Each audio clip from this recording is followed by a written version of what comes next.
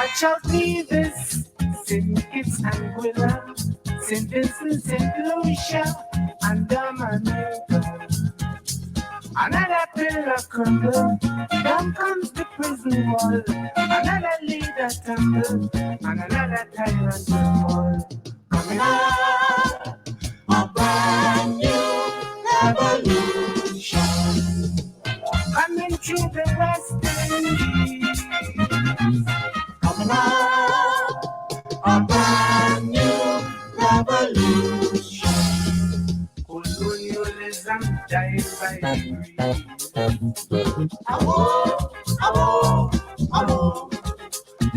MC communism putting on the squeeze.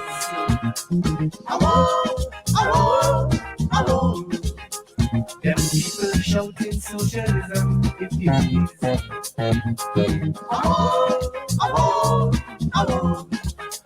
Them people shouting socialism if you please.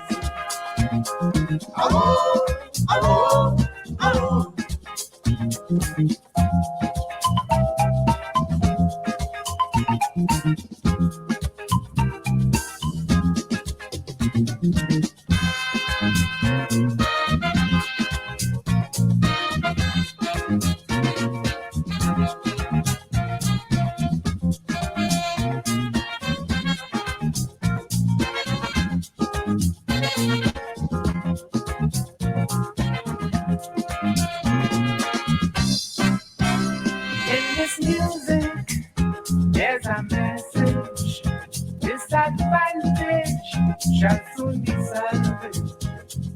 Listening to the new song, spreading all around.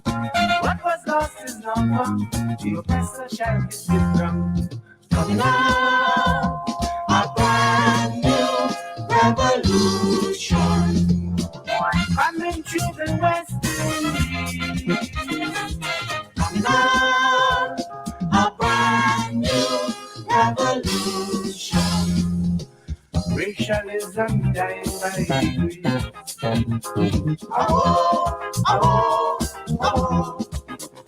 Basic communism putting on the squeeze.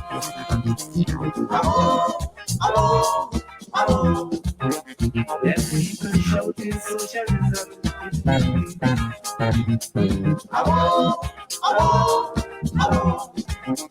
Them people shouting socialism if you please.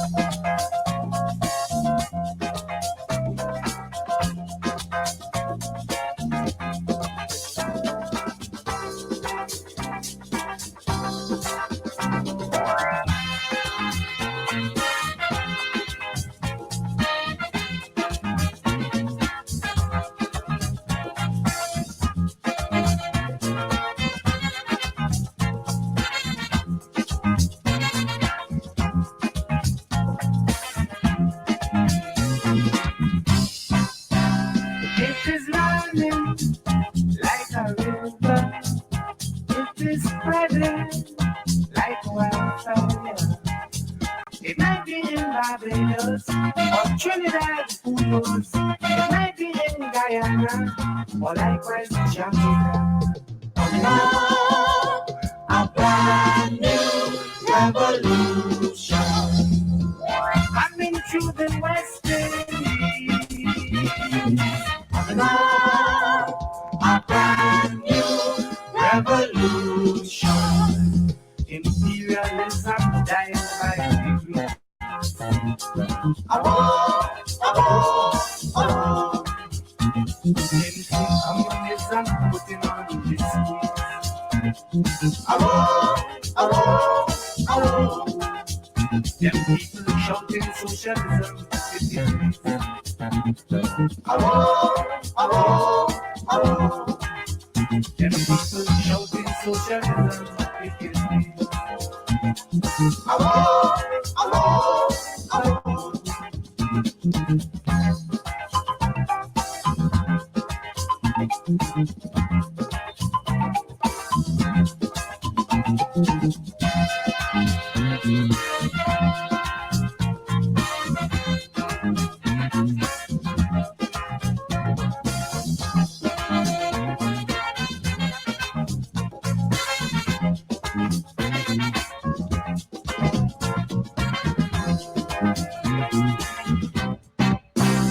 Our children, we must protect them.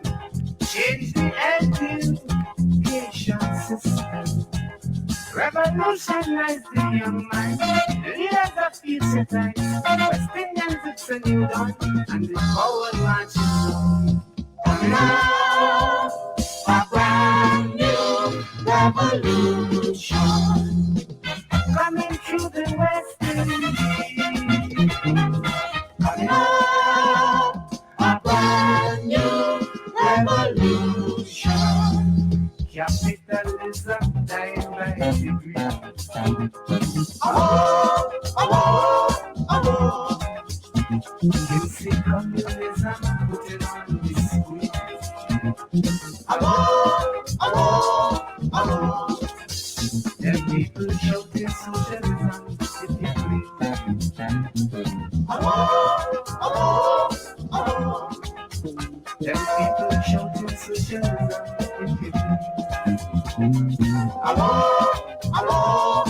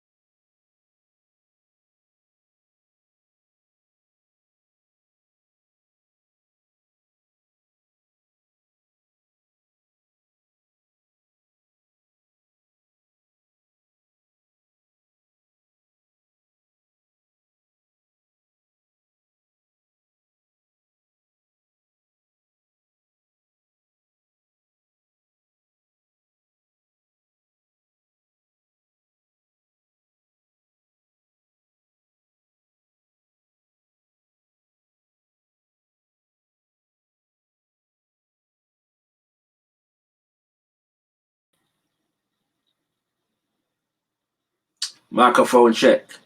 All right, can you hear me now? Can everybody hear me now? I want to hear some nines or some red black. Microphone check. Okay, so let me come through now. If the eye them can hear I, make the eye know so you can hear I right now. I want to see some nines or some red, black, green in the chat. I want to know what go on. The eye them can hear I. Some nines or some red, black, green in the conversation. All right, we're there. Selassie. I don't know what was going on, you know. I don't know what was happening right there. I apologize. But yeah, we're there. We're there. We're there. You know what I mean? So give thanks for that, Kings of Queens. Thank you for your patience. Yeah, this is just a continuation of the conversation that I was having with the item yesterday. Yeah. And yeah, you know, so give thanks to all those who were there yesterday. It's an important conversation, innit? And I found that video that I was looking for. The funny thing is that I may not be playing it. I may go in at some, but I'm gonna play a couple other videos from the same sister still. And so we can see what really I go on, you know what I mean? Around there. So yeah, for those who weren't here yesterday, the conversation that we were having was concerning the principle of Carnival, yeah. And some of the we got Scattered Minds, we got content over everything. We got you Remain, DJ RZA, and yeah, we got people that know the tune that I was playing. The tune I was playing, as many of you would have seen, was by Brother Valentino, and he was in the 70s, one of the revolutionary calypsonians coming out of that particular era. The song is called Brand New Revolution.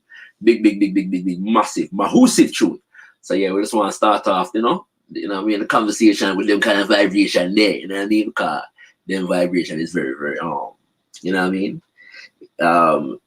Why you say that, Witness? What you trying to say, Witness? What you trying to say? Come again, Witness. What you trying to say, Witness? How you know I didn't start the show on time? Great.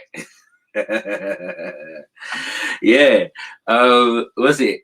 All right, we got Witness though. A long time I interacted with you still. Long time I interacted with you. So we got yourself. Yeah. What may I say now? Yeah. So yesterday I was kind of meditating on my experience at Notting Hill Carnival and the fact that I full enjoyed myself immensely. I want to start the show again by bigging up my sister in PFE of PFE Designs. Yeah, check her out on Instagram and these things. Every costume that you see me wearing in these images is her. Yeah. The first year that is depicted here is I was wearing a costume with a theme of maroon. Yeah, the theme was maroon. So channeling the energy of, you know, our warrior ancestors all over the Americas who fought against, and I say all over the Americas, you know, but there were maroons also on the continent. Yeah, the first people that to delve into hills and these things as a means of protecting communities from enslavement were actually in Africa, yeah, on the continent. So when we talk about maroons, yeah, it's important to kind of include that element of the thing as well. But yes, yeah, so that was the maroon energy that year. Second was Sankofa, yeah. Sankofa, if you look closely at my belt, you can see a little Sankofa bird. So that was the theme for that year. Sankofa, and then this year was Inanna, yeah, which is ancient deity that comes out of the original people of what is called Mesopotamia, and it deals with a lot of different things, you know what I'm saying, war, politics, you know, and sex and all kind of different things. So yeah, you know what I mean, so we give thanks to it, we give thanks for being able to channel these energies. But yeah, I was having a conversation yesterday about the experience of being on a band, taking part in a mass band, and then leaving the band and going into the general population, which represents kind of the majority, yeah, of the people that attend Carnival every year. Apparently record 2.5 million people, and these things. But the reality is that because every year Carnival was under threat from the authorities and people in the local area complaining and so on and so forth, and so there have been some years where, you know, reported the high levels of violence and arrests and all kind of different things. So Carnival was always under threat, and this year there was very low, you know what I'm saying, levels of arrests and you know, all kind of different things. And apparently it's the lowest, yeah. Carnival, as far as festivals in the UK is concerned, Carnival represents the lowest in terms of trouble with the police and these kinds of things. So in spite of the propaganda against it, the actual reality, you know what I'm saying, you know, the people that complain about it, it doesn't match up with the actual reality of what takes place at Carnival. So we want to make that very clear, and we make that clear because anything that we're saying today has nothing to do with that. We want to disassociate ourselves from all of these mainstream complaints about Carnival, because we will be engaging in some critique, but we don't want our critique to be conflated with that kind of energy and that kind of vibration. All right, because the critique that we're engaging in is less about Carnival itself, but more about our community and our custodianship, yeah, of the institution of Carnival, yeah. So in going through that, I was relaying the experience of leaving the band and going into the general population and seeing the youth them, the young people them, and I was concerned about the extent to which there were children 13 and 14 and that's what it looked like to me anyway. You know, on the road, and even 15, or just on the road, unattended, like just by themselves in it on a Carnival Monday. And if you know anything about Notting Hill, Sunday is Children's Day and Mondays is, you know, Big People Day. All right, and so in a sense, yeah, it's the idea that when we're dealing with 13 and 14 and 15-year-olds, are we no longer dealing with children? Is that the vibration now? Yes, they're young men and women, but there are certain things that exist in the adult domain, and that's not to say that that they shouldn't be there entirely on Carnival Monday. But I feel like because that is the adult's day, yeah, there needs to be a adult custodianship where these things are concerned. You see what I'm saying? Like, I don't know if it's right that 13 and 14-year-olds are just on the road at Carnival, especially in the context where there's 13 and 14-year-old girls wearing next to nothing, yeah, and 13 and 14-year-old boys, you know, kind of complementing that energy based upon how they're going on and acting towards the girls, right? It's a lot of stuff, yeah, when you go in the thing. And so as opposed to this upon the youth, them slacky, look how she wearing nothing look how her skirt short and she have a body ride and belly top and all them something there. Instead of going into that vibration, to me, what my energy, you know,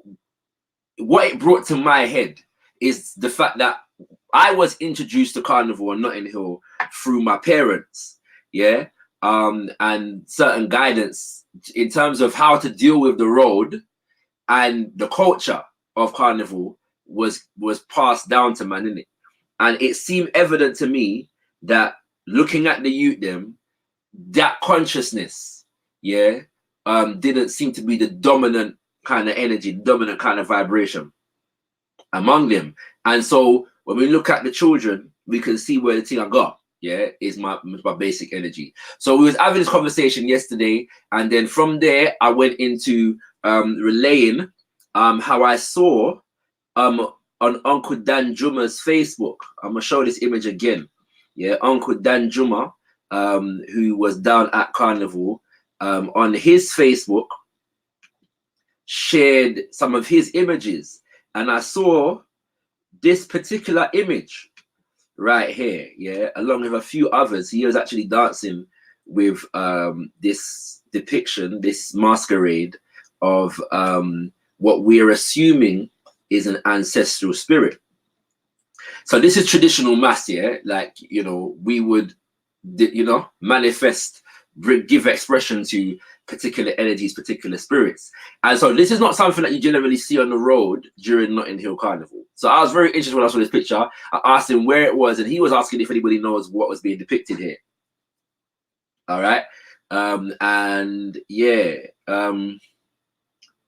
but a bit of Kushni Cosmetics, I didn't hear you up earlier. Apologies, I didn't see your comment properly.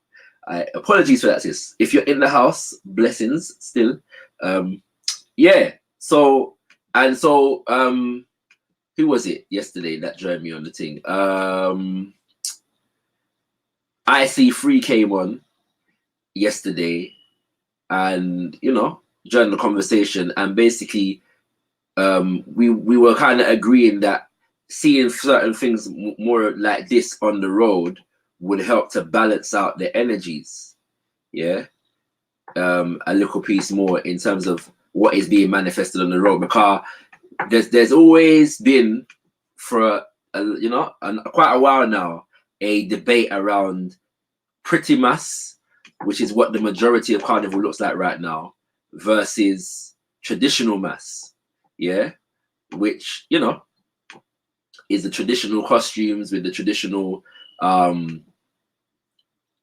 characters, so to speak, being depicted, and so seeing something more like this is coming straight out of West Africa. What you're seeing on the screen right about now is coming straight out of West Africa. The people that are behind him were obviously with this particular masquerade, because oftentimes when you see a masquerade, there are people that are designated to watch over the masquerade, but they didn't seem to be a part of any official band. They were just there present on the road, and so I'd love to see more of this at Notting Hill Carnival, because I feel like it would balance some of the energy. It will bring a different energy to Carnival, and when people that don't know anything about the thing come, they would be inclined to ask questions.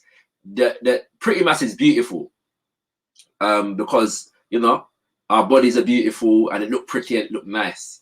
And if there is a designer like PFE who takes the principles that they are depicting seriously, then you can you will be able to bring certain things to even your pretty mass that is meaningful, if that makes sense. That's my personal opinion right about now. You know what I'm saying? And I know there are those that disagree with that, but I've seen her work, and I've seen what she has tried to accomplish and accomplished through what she's tried to do, and so I will always honor that. You know what I'm saying? And that's why I wear what she designs every year. At the same time, as beautiful as our bodies are as men and women, there are traditionally greater forces in the universe that also deserve space and honor during this time as well. And so today, what I really wanted to do, and forgive me because I shared my screen earlier. By the way, for those who who heard the tune at the beginning, did it sound clear? I was testing something out there in terms of sharing the audio from my computer. So let me know if the tune did sound clear earlier on at the beginning of the show, and if you could hear it properly. Like it didn't sound like it was coming through the mic and the speakers, but it sounded like it was coming through your computer.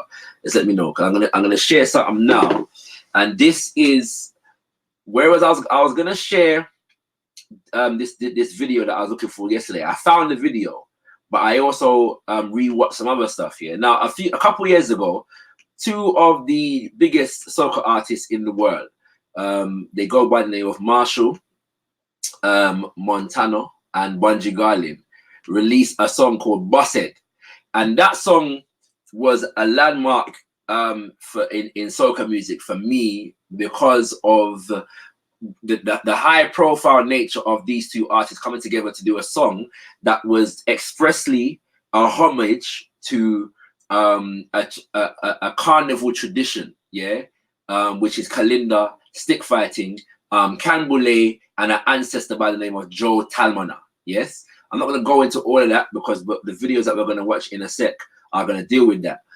If anybody wants to join the conversation, I'm going to be sharing the link in a bit after these videos, and then we'll talk in it. You know what I'm saying? We'll talk, because I feel like one of the ways that we're going to really reclaim custodianship of Carnival is if we Sankofa. If we actually do the Sankofa work. And by that, what I mean is we need to really reconnect. Yes, Sankofa, go back and fetch it. We need to reconnect with the tradition, the history, and the culture of the thing, because at the moment there are heightened levels of commercialization within it. And so if we're not reconnecting to the history, the culture, and the tradition, we're going to lose it. And so this is just my local contribution to that. I know there are other people doing this in the world space, you know what I'm saying? There are other people doing this work, you know what I'm saying? But there's a certain levels of conversation that I feel like we need to have in it. So me, I did that right now, you know. So all the I them appreciate what the I try to do, you know what I mean? Because, you know, I'll say it go. So I'm gonna play this first video, And the first thing I'm gonna play, all of these I'm gonna play feature a sister called Attila Springer, yeah. And the first one is a TED Talks that she does where she's talking about Carnival and her journey through it, and the significance of Carnival as a social revolutionary cultural expression, if that all makes sense. All right, so bear with me, kings and queens, whilst I set up this thing for you. Yeah, I want to set it up properly. So let us see. All right. Okay. Yeah, man. So, by the way, if you were at Carnival this year, give me a 9 in the chat. If you were at Carnival this year, give me a 9 in the chat. And if you were at Carnival and playing mass, if you were on a mass band, give me a 9 and a plus button. Yeah, give me a 9 and a plus. Yeah, 9 plus. Because you're 9 plus. If you're playing mass, then you're upon some 9 plus business. I want to know who was at Carnival this year. Give me a 9. And if you were at Carnival and playing mass, give me a 9 plus. All right. I want to know who did that. You get me? We got to all the silent listeners who don't comment. You know what I'm saying? We love you same way. Okay? We love you same way. Yes, we do. Okay. No, that's not the one. There we go. All right.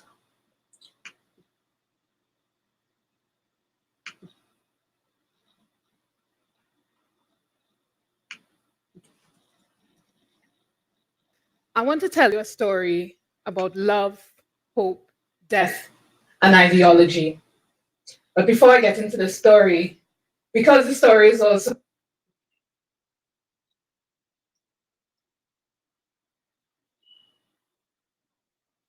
I want to tell you a story about love, hope, death, and ideology. But before I get into the story, because the story is also about Juve and why I call myself a Juveist, I want to ask the permission of all of the Juve Jumbies that walk with us in Port of Spain. I want to ask their permission to speak and tell their stories, and speak their truth, so that we will understand and we will know why Juve is so important to us. Ashe.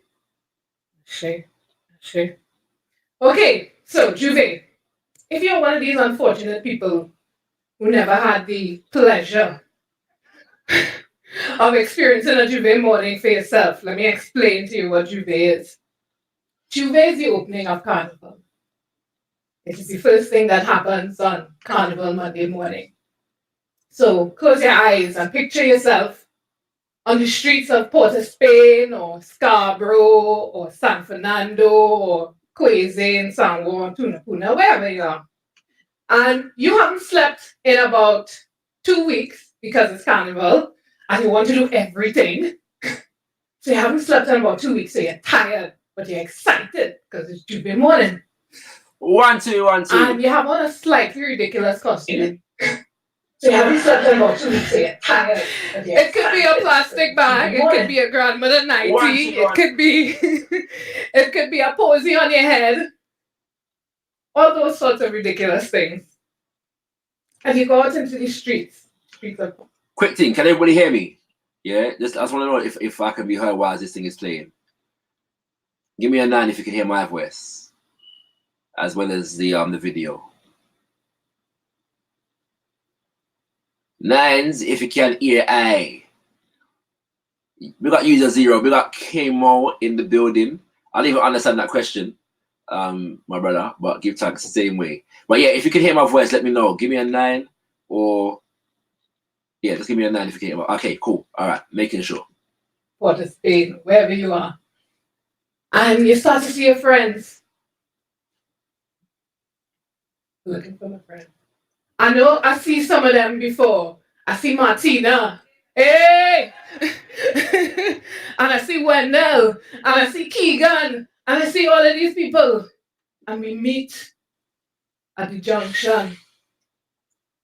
And we embrace each other. And in that embrace, we have paint or mud or oil or some thing that somebody was boiling from 2 weeks ago. Because everybody have their own Juve obia, right?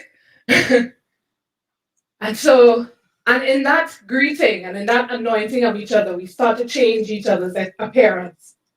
We start to change how we look. We start to free ourselves of that tyranny of beauty that exists at Carnival time. That is only one idea of what beauty is.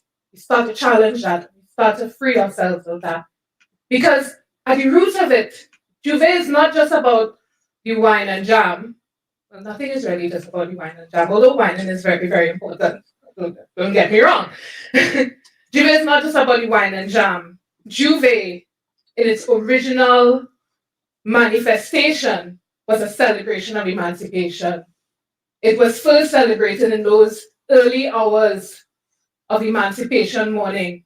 So Juve, when those newly emancipated people went out onto the streets, they were celebrating freedom, but they were also saying to the colonial authorities, in no uncertain terms, in their songs and in their dances, in their masquerades, they were saying to the society, their freedom would always be something that they would fight for. Juve is that ritual of remembrance. Juve is that connection to the horrors of enslavement. Juve is that time when we say, look me. I'm free. I'm very, very happy for that privilege. And it's something that I want to fight for. Right. Okay. So we go in, we chip in, right? We chip in. Anybody know what chipping is? It's an energy saving device, but as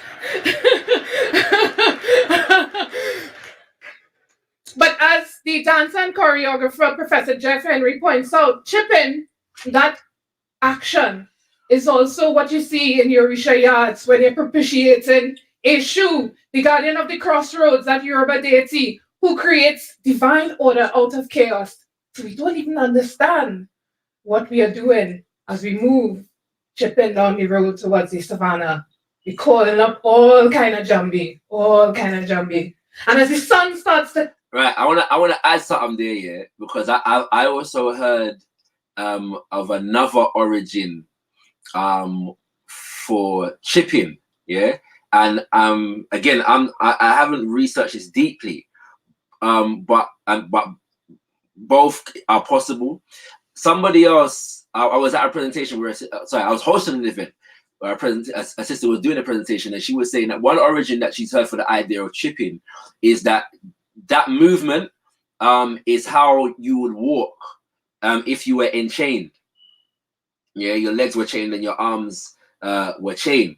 Now, obviously, both of these things are possible in the sense of the fact that she's put it back to West Africa in terms of Orisha tradition and the channeling of the spirit of Eshu. Yeah. Now, Eshu is one of the principles associated with Eshu is that he is the spirit of the roads. Yeah, crossroads. He is the spirit that carries messages between our world and the spirit world and among the different energies in the spirit world. So most times in an Orisha ceremony, Eshu is the first energy kind of interacted with, yeah, kind of called upon, because Eshu, kind of owns the road, so to speak.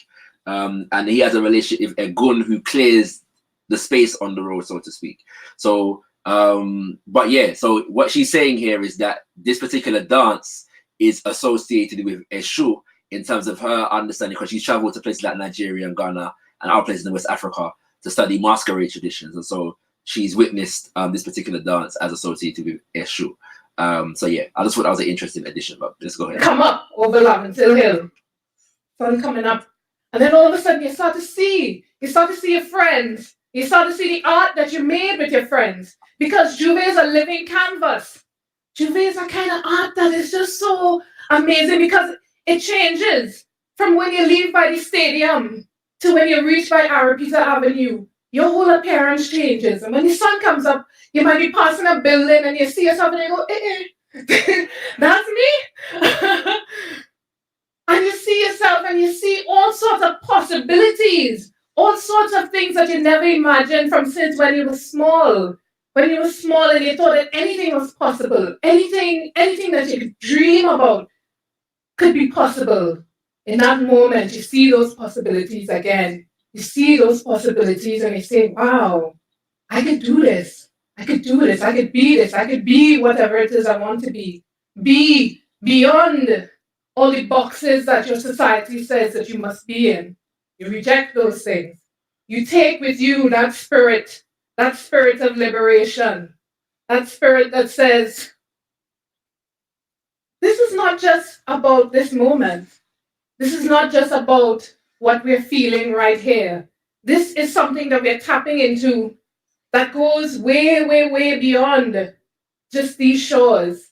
It connects us to the whole Caribbean, to that whole spirit of rebellion and marinage that has lived through us since 1637 with Arima standing against the Spanish in Arima. Give me my little thing then. We have to call up these energies. And then you go to the Garifuna chief, Chatoyer, in 1795, standing against the British. And then of course you have Haiti. Haiti, how we could forget Haiti. That first set of mad Africans who walk into those bayonets of the French and say, listen, no, this is not for us. This is not for us. And declare themselves with all their audacity to be a free Black republic in the Western Hemisphere. And for that, we're still making them suffer.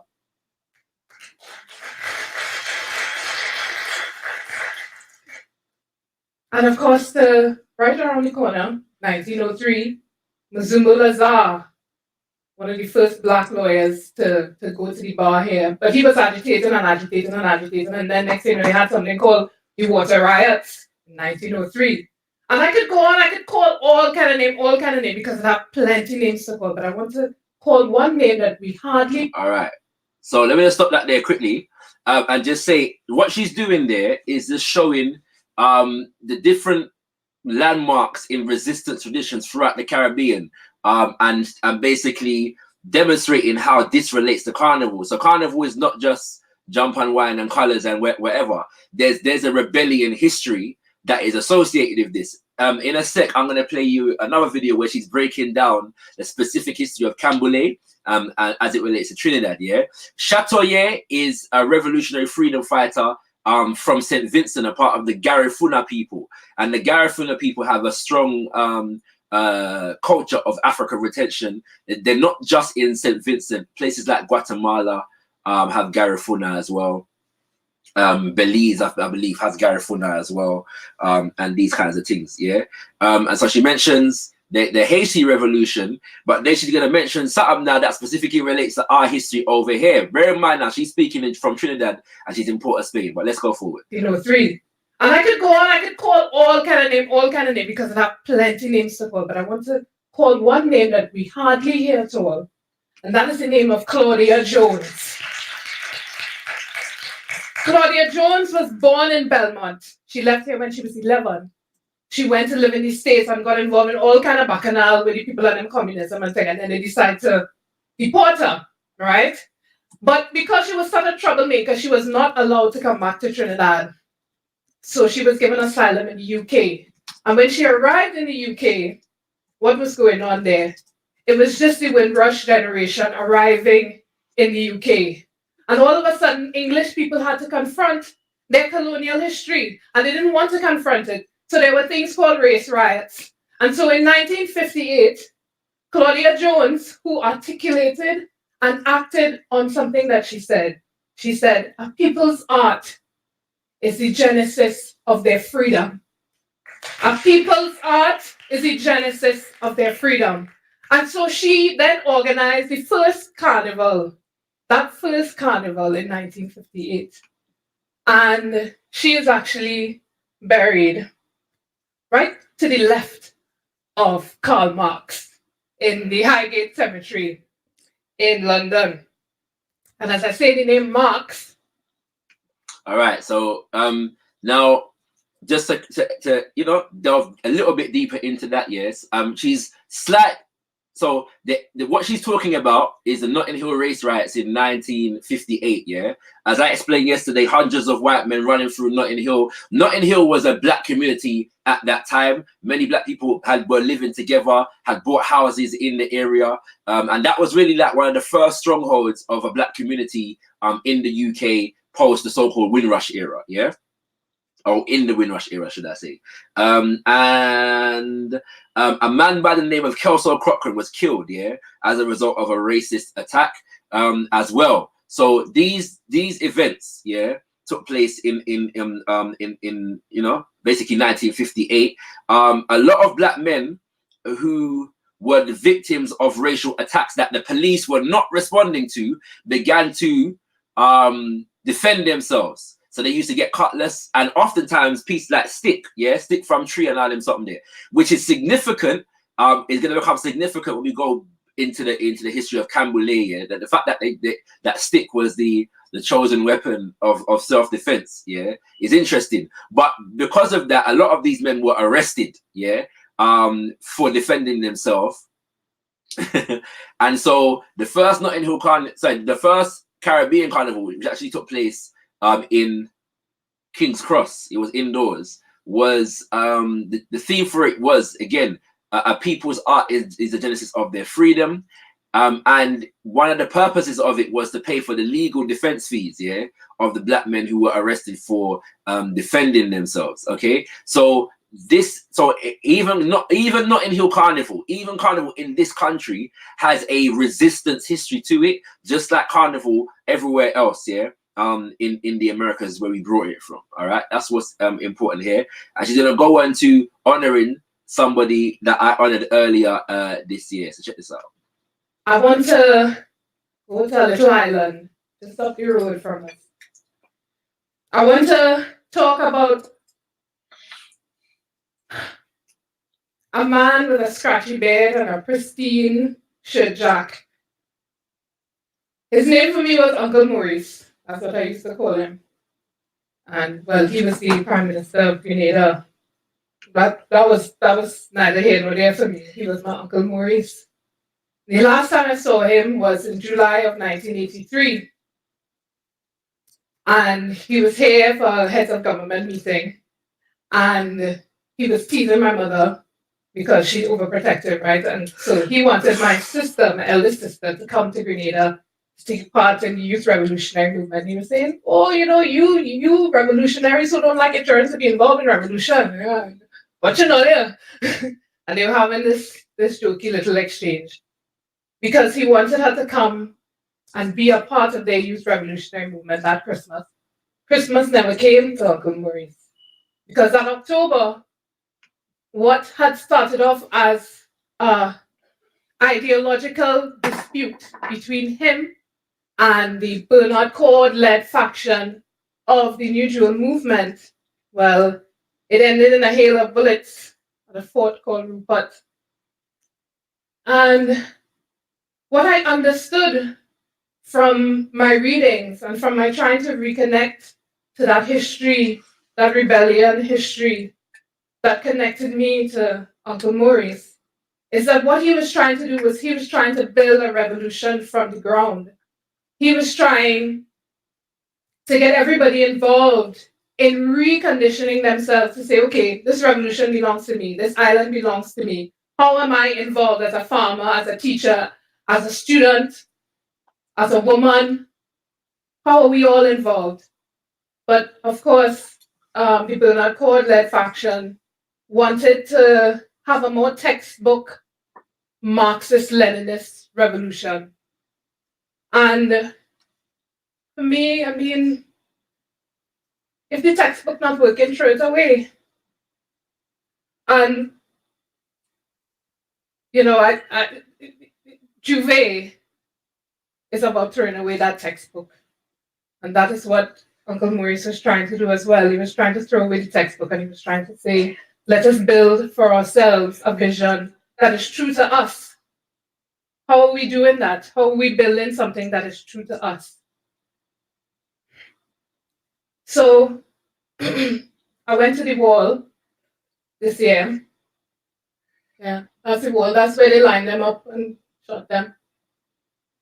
And I ran my hands against that back wall there. You can still feel the bullets because there was quite a few of them that they killed there. And I guess I was looking for answers. I guess I was looking for something that would tell me something about myself.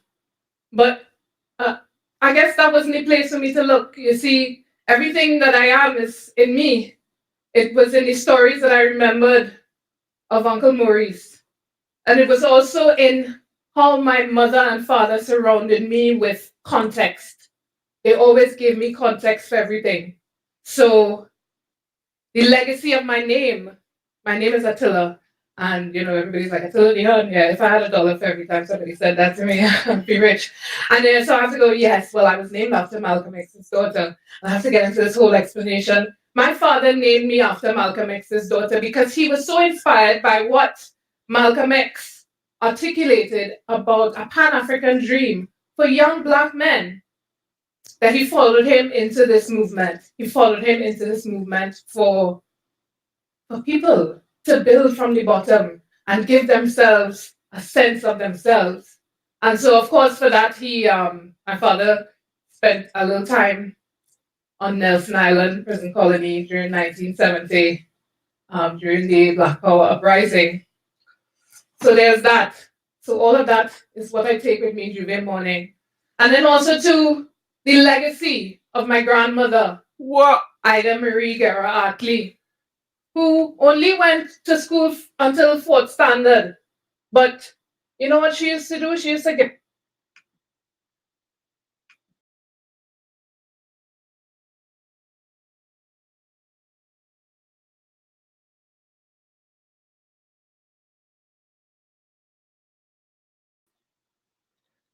Yo, can you hear me?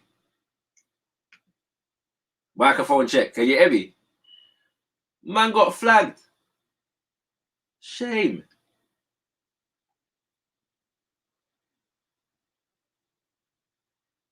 It's looking like man got flagged. Can you not hear me?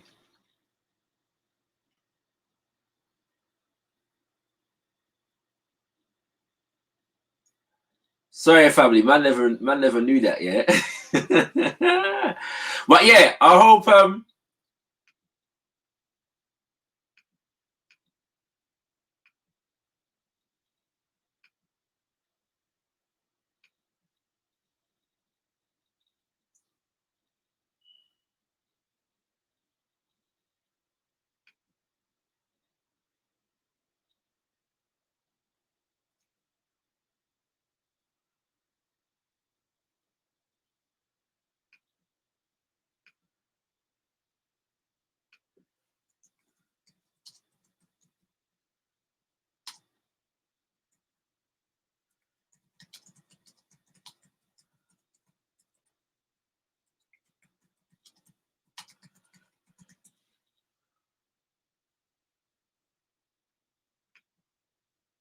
back. Can you not hear me now?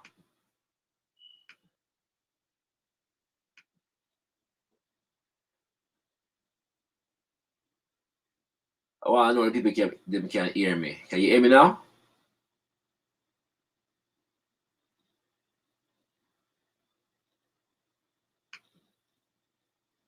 Now? I think I can be heard. All right. So yeah, it looked like it looked like there's a violation on that video there, so I can't even finish playing it, right? Not to worry, because I was gonna stop it soon anyway.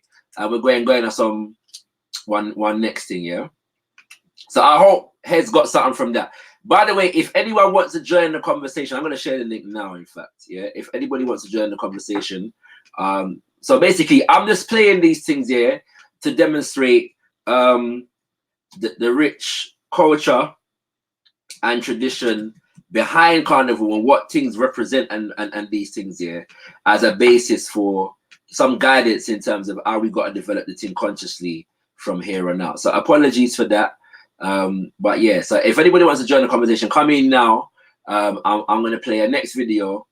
And this is where the same sister, in relation to a song by Marshall Montano and Bunji Garlin called Bossed, And speaking, you're gonna hear a brother by the name of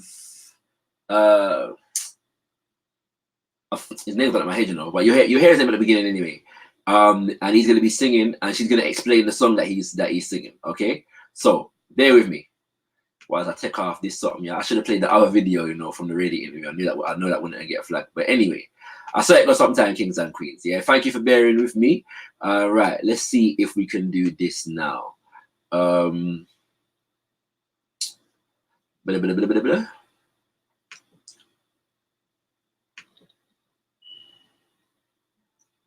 Actually, sorry. Let me make sure the thing I go on correctly. Share audio. Right.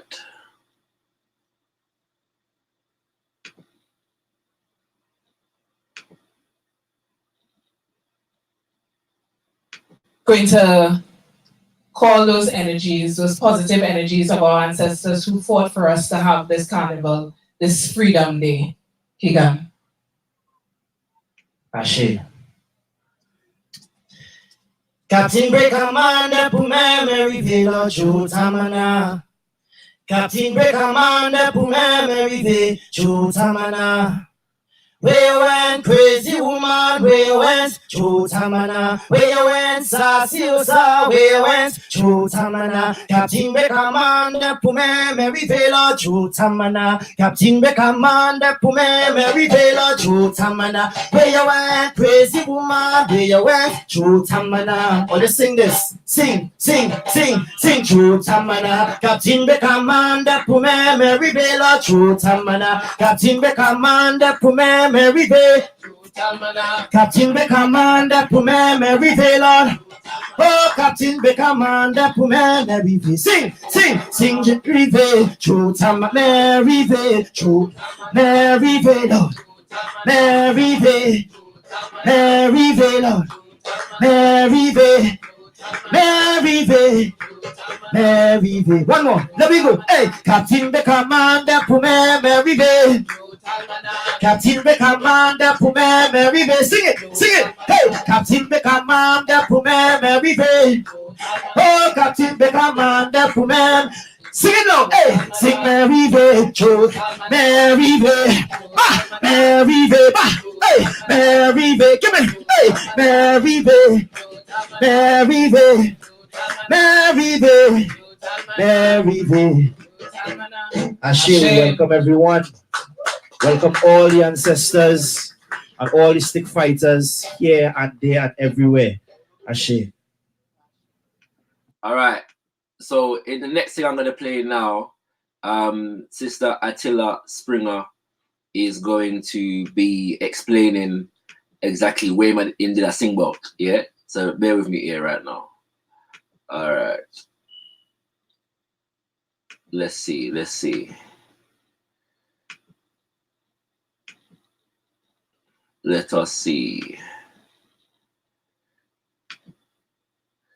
I'm gonna go into this thing.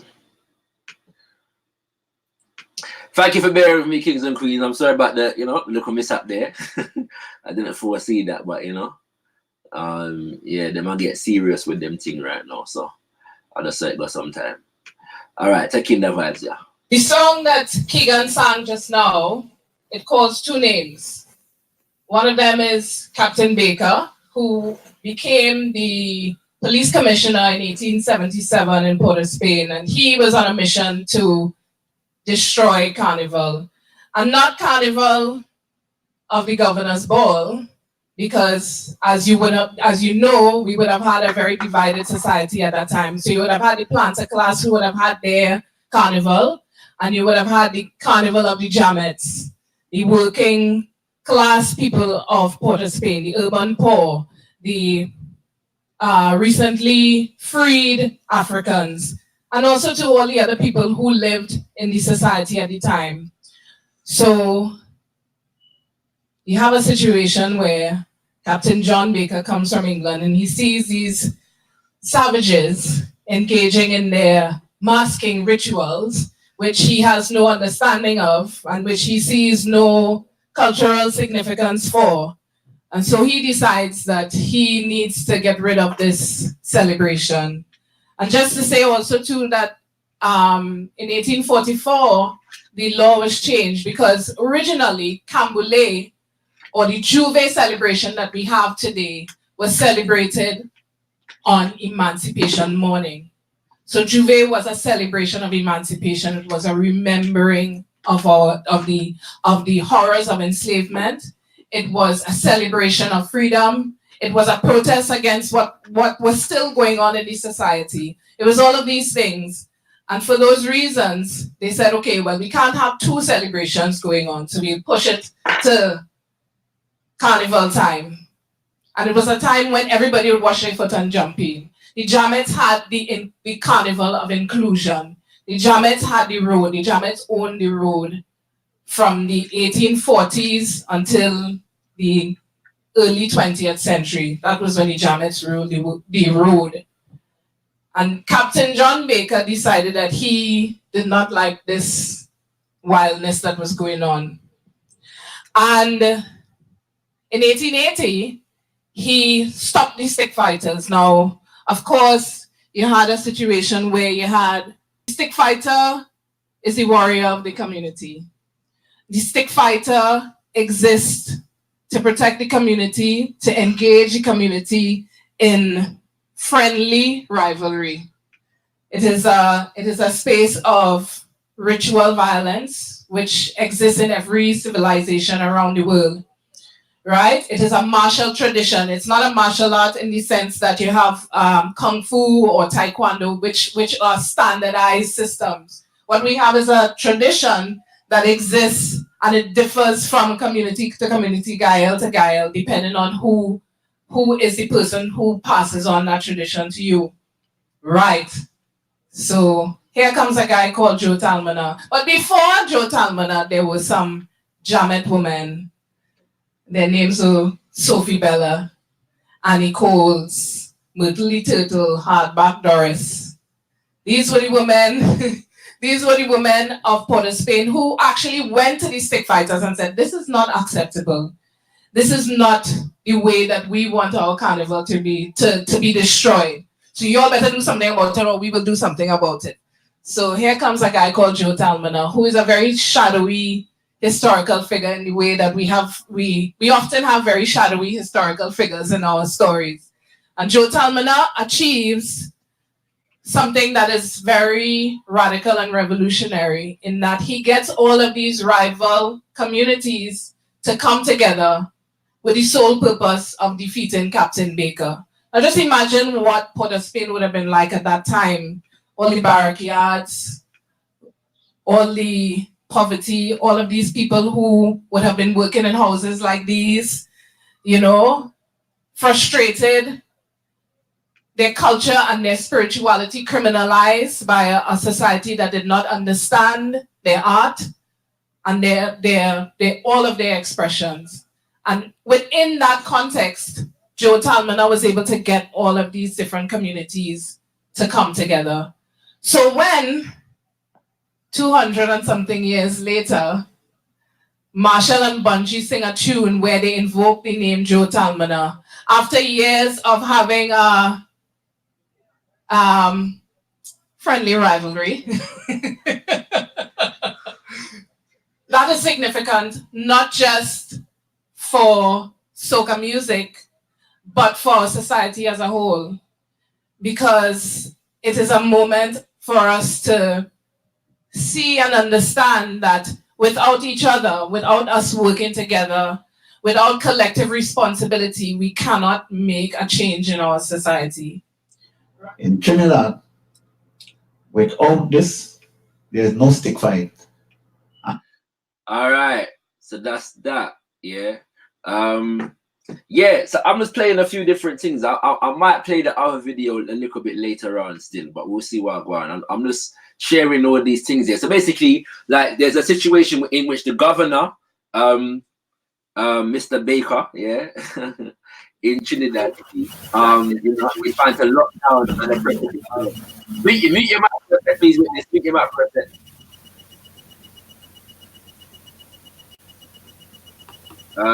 Yeah, it's basically trying to oppress the people them, as far as Trinidad is concerned, yeah. And so Joe, ancestor by the name of Joe Talmana, leads a rebellion, yeah. And he uses the weapon of stick because the people them have a tradition of stick fighting, which they carried from the continent over. And so the sister Attila Springer, she actually leads a reenactment of the Cambule rebellion, so to speak, every year, yeah. You know, to maintain that particular tradition. And I'm just saying that these are the things that are at the heart, yeah, of what we call carnival. And for the most part, we're not engaging in carnival with these things on our mind. You know what I'm saying? And so I feel like over here, things like that reenactment, Cambule, even in relation to Notting Hill race, so-called Notting Hill race riots and Claudia Jones and them kind of things there, more needs to be done to heighten our awareness of these things in how we engage in carnival. But anyway, Witness, come true. Good afternoon, Chakra. Afternoon, my brother. Long time. How you doing? Fine, thanks very much. Fine. We're doing a lot of research, historical research. Good. What was going on in Africa, building up to the various trading companies, you know, coming in and then taking control, learning a lot about the various kingdoms that existed and the various tribes and their wars. Yes. The main reason I came on was because I've never been to the Notting Hill Carnival ever. Oh, wow. It's never interested me. But back in 2005, I turned up to Hyde Park because for a short period, they were holding part of the Notting Hill Carnival in Hyde Park. Yes. When I turned up to that, they had a competition. Steel bands were playing. So that was the only kind of music you heard. You didn't really hear any contemporary stuff. It was pure steel band music because it was a big competition, which was really great to see. And they had a lot of tents there. And if you went into the tents, it was all historical knowledge that was being fed to you. They had a few TV screens and there were people there you could ask questions. And of course, outside there were people selling food. So you can buy and eat food as well. So I liked it. I went to it. I enjoyed it. And but it got shut down in 2006 because they didn't have enough funding. They didn't have the budget to hold the hold the competition there. So they stopped it. But that was my only reason. And I look back at it, it was purely from a cultural and historical point of view that I went, because you could see the music that was being played, which was part of the culture. And in those tents, they were doing teaching you about the history. Whereas the Notting Hill one, all I see is people just daggering, which doesn't really interest me. Why I've never been. I'm semi-familiar with what you're talking about, and in fact, there was it was rumored for years that the government wanted to move Notting Hill Carnival to Hyde Park because they didn't want it on the road in Notting Hill, and people that regularly partake in the carnival were very resistant to that. But yeah, I never actually went to any of the Hyde Park things, so I can't even speak to it. But I'm vaguely familiar with what you're talking about. So if anybody else want to speak to that, feel free to come through. You know what I'm saying? The link to join the chat is in the chat, edit King Queen. So feel free to come through. But yeah, how long have you lived in London, Witness? Oh gosh, since 1988. Before then, I was living, schooling, and growing up in Nigeria. And you've never been to Notting Hill Carnival? Never, no, never. That is a madness, an absolute mazza. You want to hear something even more crazy? Go on. I've been to the Latin American Festival, which was in Elephant and Castle near Brockwell Park, I think, or something. That's shady. And I've even been to the Cuban Carnival. Oh my days! No, next year, you have to go. It is your mission to find a band that you can play massive next year. That's your mission from this year. I'll try, but I can't make any promises. There's no way you can do that with this. You can't go to Latin American and Brazilian and all kind of thing. I'm not going to Notting Hill. That don't make no sense. But I went to the Notting Hill one in Hyde Park. That was really good. I liked it. I give you that. I give you that. You know what I'm saying? I wish they kept it up. It was really good from a historical point So of view. so what did you learn when you were there? When you went there? Well, basically, some of the stuff they were teaching about, they taught you about the Rastafarian movement, and they taught you about how they were being persecuted at one point. Yes. And how a lot of them were very stubborn and they didn't care even if their dreads were cut or if they were, treated like criminals. They still believed in their belief system and they stuck with it. Another thing, they mentioned a guy called Bogle. I think he was like a preacher who was like inspiring people to protest at Botany Day or something. Paul Bogle, Morad Day. Yeah, Morad Day. Yeah, I remember that being mentioned. Of course, they also mentioned, Jamaica getting its independence. You saw footage of like royalty and, the Jamaican elite accepting the new independence, that they would be an independent nation. I vaguely remember those three things. There was a host of other stuff, but those were the three things I remember that stood out. Yeah. So in a sense, yeah. So like when the sister was talking earlier about Joe Talmana, like, so all these people are basically leaders of the people and rebellions that are all post slavery, so to speak, in the sense of the fact that so-called emancipation was already a thing. Yeah. So technically speaking, yeah, the official form of chattel slavery was supposed to have ended by this time. Paul Bogle and Joe Talmana are the late 1800s. Yeah. So all of this stuff was supposed to have ended. So basically, these people are addressing the conditions of the people, in that environment. You know what I'm saying? It's interesting that you bring up Paul Bogle after we just been talking about Joe Talmana, because it's the same. Basically, it's the same principle. Africans all over the Caribbean, you know what I'm saying, that were fighting back against basically colonialism, right? You know what I'm saying? And this is all linked and housed in this tradition that we call Carnival, yeah. And so it's unfortunate, yeah, that oftentimes, like, I don't know, man. I'm looking at the children, the youth, them that are at Carnival, and I'm asking myself, to what extent are they in touch with these things? And it doesn't seem, I'm not seeing the evidence of it. That's what I'm saying. Yeah. Yes, now, I understand what you mean. Yeah. Let me ask you this, witness. To what extent, yeah, are you in touch with like masquerading traditions in Nigeria? Well, as a child growing up in Lagos, I did go to a masquerade. Yes. I begged my mother to let me go. She was sending the driver to deliver something. Okay. To a friend, and we were living in a part of Lagos because it's like an island. There's like an island within Lagos, so we were living away from Ikeja, which is the mainland. And anyway, the festival which was taking place was what's it called? Egungun, not Egungun. It's a particular festival in which they dress in white. They wear hats. They dress in white. They've got these huge sticks. These guys. And there's certain rules, like when you go on the road, you're not supposed to wear any shoes. You're supposed to take your shoes off. Okay. And it's a festival that usually takes place in Lagos when either the chief dies or they are honoring a new member of the royal court. Okay. The Oba of Lagos is honoring the one of the chiefs in the court. Right. So basically, I've got it. It's called Eyo Festival, EYO. Okay. Eyo Festival. So if you type it, you'll see the way they dress straight away. And they wear these hats. They cover themselves from head to toe, all in white. They've got these huge sticks. They're dancing around.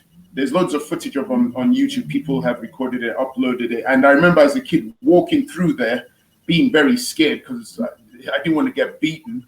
And they were dancing. The music was playing, and you had to walk about barefoot. Your hair had to be done in a certain way, but of course it didn't matter for me because I was a young boy, so my hair was short, which I found very interesting because I guess maybe back in the day, Yoruba women used to wear their hair in a particular way, which was not favorable during that festival. But it's called the Eyo Festival, EYO Festival. It still goes on. That's the only masquerade that I've ever seen or ever walked amongst, when I've been there amongst the people dancing and celebrating, and the masquerade jumping about, because they jump around in this weird way, which is quite amazing considering they're covered from head to toe in white. They look like ghosts, and they're wearing these big hats and holding these huge sticks, but they're jumping around. There's a huge procession of them. Yeah, the Ayo Festival. That's the only one I ever saw in Lagos. Yeah. Okay, interesting. So there are masquerade. I'm gonna try and see if I can show the people in what you're talking about here. It's EYO. That's the images. You should see them straight away. I've got one up now. Okay, cool. But it's very small. Yes. Let me get a next one. Oh look, this one's very small. I might be able to enlarge this thing though. Still, no, that's not a very good image. But yeah, I see what you're saying. So yeah, this is a depiction of what Witness is talking about, the Ayo Festival. Yeah, these images look very interesting. Very interesting. So and what would accompany this most is what, drumming? Oh yeah, there'd be a lot of music playing, drumming. Here it seems to be orderly, almost like they're doing this part in a stadium. Right. When I saw it, it was out on the streets in certain parts of Lagos. So these guys would be in amongst the people. There'd be people dancing about in the streets. Of course, cars couldn't drive. You couldn't drive your car. If you tried to, they smash it with the sticks. So you had to park. And they were all over the place. So it was a celebration. I know the Oba would initiate the celebration either because someone was taking over from him or because there was someone who was joining his royal court who was very special or something. And then they would initiate it, and these guys would come out dancing and doing their thing. But there would be musicians playing as well. Okay. Of course, it's all in Yoruba, no English. So. Yes. Interesting. No, thanks for that. I'm gonna look into this festival and see what it's all about. I haven't been there since I was. I haven't walked in that festival since I was a kid, but I do remember being scared out of my life as a kid amongst these guys. Content is asking if you know what's behind the design. Is there a specific significance to what they're dressed as or what they're dressed in? I did know because about last year I was doing some extra research on it. Right. But I can't remember anymore why it's white. I know white it signifies Obatala in the traditions. That could be the significance. I'm not entirely sure. Let's check this out because there's a Wikipedia entry for it. So let's see if we can get some information from this here. Sure. The Ayo Festival, otherwise known as the Adamu Orisha Play, is a Yoruba festival unique to Lagos, Nigeria. In modern times, it is presented by the people of Lagos as a tourist event. Due to its history, it is traditionally performed on Lagos Island. The word Ayo also refers to the costume dancers known as the masquerades that come out during the festival. The origins of this observance are found in the inner workings of the secret societies of Lagos. Back in the days, the Ayo Festival is held to escort the soul of a departed Lagos king or chief and to usher in a new king.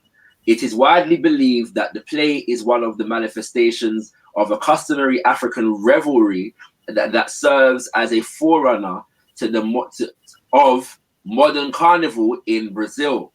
On Ayo Day, the main highway in the heart of the city from the end of Carter Bridge to Tinubu Square is closed to traffic, allowing for processions from Idumota and Igba Idunganran Palace. The white-clad Ayo masquerade represent the spirit of the dead and are referred to in Yoruba as Agogoro Ayo, literally tall Ayo. The first procession in Lagos was on the 20th of February, 1854, to commemorate the life of Oba Akintoye.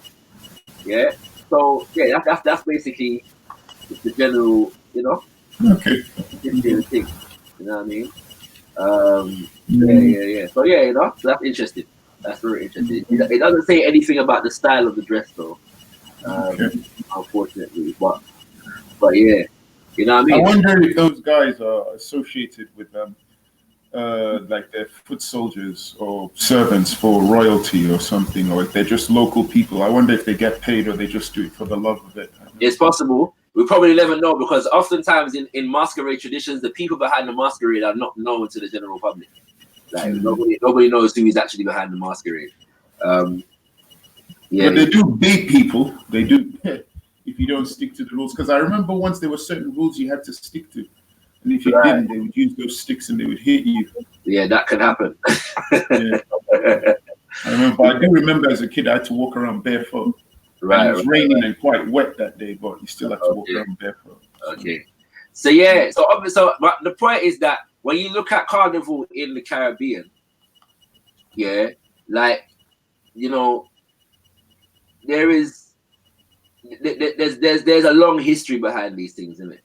There's a long history behind these things. Some of these things that we're bringing directly from you know, the continent. I'm gonna just do something here. So one of the traditional carnival characters is called Moko Jumbi. Yeah, I'm gonna read from this article. It says Moko is a derivation of the god Moko, coming straight out of West African tradition. Moko is a diviner in the Congo language. The term Jumbi or ghost was added by the freed slaves. It was believed that the height of the stilts was associated with the ability to foresee evil faster than ordinary men. Moko Jumbi was thought to be the protector of the village. The mask is well known throughout the Caribbean. It is an authentic African masquerade mounted on sticks. The stilt walker plays on stilts, 10 to 12 feet high. This costume consists of brightly colored skirt or pants, jacket, and elaborate hat. He would dance through the street all day and collect money from people on the upper floors and balconies. His dance was similar to a jig, and he was often accompanied by a drum, flute, and triangle. Yeah. So that's just one of the traditional mass characters. In a video that I may play in a bit, Sister Attila Springer, she talks about the jab, which you hear about in a lot of the soca songs nowadays. Jab Malassi, yeah. And Jab Malassi is said to be the spirit of an enslaved African who had basically, as a result of working on a sugar plantation, was drowned basically in basically a bucket of hot molasses, and so his spirit was said to come back basically and cause a bit of havoc on the plantation. That's what and you often see him depicted with broken chains around his neck. You know what I'm saying? Because he was basically said to have broken these chains. Yeah, you know what I mean. So all these things have a deep history, yeah, and a deep cultural significance that I feel like we need to just know about. You know what I'm saying? Right, kings and queens. How long have I been online? About an hour and 20-something minutes. Yeah. So there was something I wanted to give you as a link to look at in regards to what you're talking about. These festivals. I mean, these people dancing. There's something I wanted to have your expert opinion on, whether you think it's BS or if it's actually real. It's a footage from a village where they're doing one of these festivals. Well, I don't know if there's a village. People are there. Someone is dressed up in a masquerade. And there's a ritual that takes place, which is very fascinating. And is it a video you want to show? Yeah. Well, I wanted you to show. I wanted to give you the link to post the link. I'll see what I can do. Where should I put it in the private chat here or? Either. Okay. If anybody wants to join the conversation, join it now. I'm gonna deal with this. What this is asking me to do right now, and after we've dealt with this, I'm gonna lock off in 10 minutes. Following that, unless anybody else wants to join the conversation, so feel free to join if you want to. Yeah, and we'll make it happen. I will make it happen. Okay, let's see if I can get this situation going. And you know what I'm gonna do? The sister that I was playing earlier, I'm gonna see if I can get her to come on a live stream. Yeah, I'm gonna invite her on a live stream, and see if we can work that out. Yeah, I think that'll be a good thing. So let's I'm putting that out there. I'm gonna try and contact the Sistine and see if we can get that going. All right, I've got this video now, so I'm gonna show what Witness is asking me to show, and then we'll see where I go on from here. All right, this video is entitled African Magic. All right, so let's see about this thing right here. So.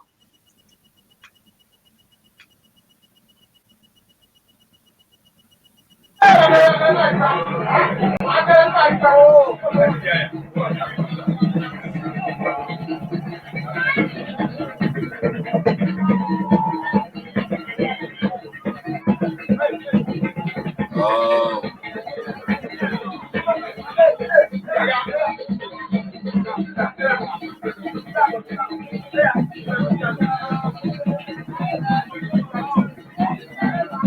Yeah, I think I've seen this before.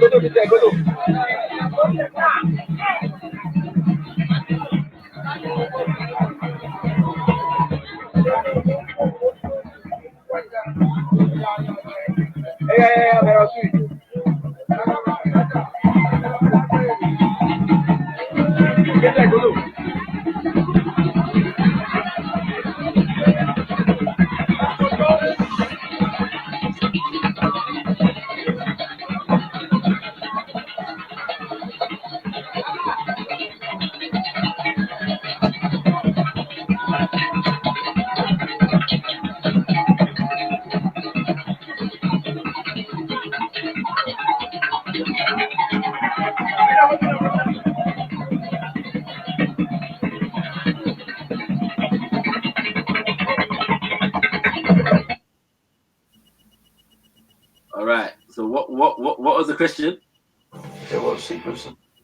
Is it magic or is it BS? My brother, I don't know enough about this. I've seen this video before, you know. Okay. Yeah, and I can't remember when, and I'm trying to remember because I may have got an explanation as to what the ceremony is, but I can't recall it right now. So, and in this instance, I'm not an expert at all, so I couldn't answer that question, except to say the video speaks for itself, yo. You know what I'm saying? I don't know how to explain that. You know what I'm saying? But you know, yeah. You should see that at Notting Hill Carnival. And this is the point. I think that if we saw it at Notting Hill Carnival, less people would probably go. That's ironic. The more authentic you make it to the Caribbean or Africa, the less chance people right. will turn up. We'll turn up. Which is very funny. You know what I mean? You know. But outside of that, like it don't even have to go all the way there. I'm just saying that in general, like I was saying with this image, that because these people were present at Notting Hill Carnival this year, right? And I'm saying I just feel like it would be good if there was more of this at Notting Hill because of what this represents. You know what I'm saying? Like it's different to what a lot of what we're seeing at the moment, and it would do a lot, I think, to bring back a lot of AA says Photoshop. What's Photoshop? Somebody in the chat seems to know about he's called it IO Festival. Big up to Igwe back up. Was you talking about the image that I was showing before in relation to the people that was wearing the white? Just let me know. But yeah, so like this particular masquerade was at Notting Hill Carnival this year. Yeah. So yeah, the brother Witness that's on the chat with me right now was talking about the AO Festival. So I went and found an image of the AO Festival, and we were discussing it. Big up content over everything. Respect, brother. Wow, what are you saying? Yeah. I'm gonna ask a question similar to what Witness just asked a while ago. Still, not as rude though. in terms of that, you know the spirituality and channeling certain energies and all them things there. Yeah. Costume and dance and all of these things. Yeah. Like how? Yeah, basically how. is it more anything more than just what's the word I'm looking for? You know, like a placebo. I believe it. You start to get you start to feel a certain way and behave a certain way, and it's your mind telling it to yourself. So you start acting a certain way. Is there anything more than that, or you really feel like man's actually channeling, like tapping into an spiritual world or something like that and connecting with beings of the past, literally? I actually think it's both, to be honest with you. This is my personal opinion right now, yeah. So first of all, more than a placebo, I think it's psychology. In the sense of the fact that, like, for example, with Orisha tradition, for example, yeah, like the fact, because you can interact with the different divinities because they're all a part of you. You see what I'm saying? But in a sense, is it that you're tapping something outside of yourself? Or again. You can interact with those different entities because they're a part of you. They're a part of you, yeah. So you see what I'm saying? They're a part of your mind and your physical makeup. You see what I'm saying? So it's a. I know that. I do quantify that. Well, for example, if you look at the principles, for example, associated with well, first of all, each of the divinities represent a force in nature. Yeah. Okay. Right. So like water, for example, is a part of our body, isn't it? Yeah. So in as much as water exists outside of us, water exists inside of us. So I'm saying it's the same with all the elements in nature. So in a sense, yeah, like focusing on the divinity is really focusing on the spiritual aspect of life itself as expressed in these different elements. Yeah, because the idea is that creation is a wonder. How do you give all of these attributes to represent like these divine figures? Like that's what I want to know. Like how do we know that these divine figures are real in and of themselves? I always saying in terms of a representation of like wind or water, or where I can see the wind and water. Yeah. But how do you go on to say that the wind and water is an expression of this divine being? I think it's I don't know if it's just saying the wind or water is an expression of this divine being. It's saying that there's an element to life, yeah, that we call spirit in it. You see what I'm saying? What? Because it's like, for example, this Frankenstein thing, whereby he found it. It was a struggle for him to bring a being to life, because there's a secret, there's a mystery to life that we don't understand. Yeah. And so we call that spirit in English, yeah, to a certain degree. Nobody understands what animates the body. This is what I'm saying. Like, what is the spark of life, yeah? But there is something called life. We know there's something called life through which we are linked, yeah? All the living things in the planet are linked, isn't it? This is what I'm saying. And life itself has different expressions. So for example, how it's expressed in Orisha is, as I understand the language, yeah? And forgive me if my explanation here is substandard, because I'm not an expert on Yoruba language, yeah? But how it's been explained to me is that Orisha, the word Orisha, yeah, Ori, yeah, is consciousness, yeah? And Orisha is the consciousness as manifested in a particular form. You see what I'm saying? Yeah? So Ori is that potential. Yeah, and then when you put the Shah to it, it's the potential as manifested in a particular way. You see what I'm saying? Okay. So what unites it all is the Ori. You see what I'm saying? Or in another sense, what unites it all is the Ashe. Ashe is the life. Yeah? You see what I'm saying? The life force energy, which is also associated with the breath and them kind of things, yeah? So life force energy is what is being interacted with in its various different forms. Yeah, and then there are different principles. So through the culture and development of the culture itself, they will develop mythology around these principles and attribute characteristics to them. Some of that is just cultural. You see what I'm saying? But because there are stories as associated with the different Orisha, like Shango has his own story, Ogun has his own story, and these stories are intended to be lessons for humanity. You see what I'm saying? Yeah. You wouldn't say that these stories are always necessarily actual events that occurred.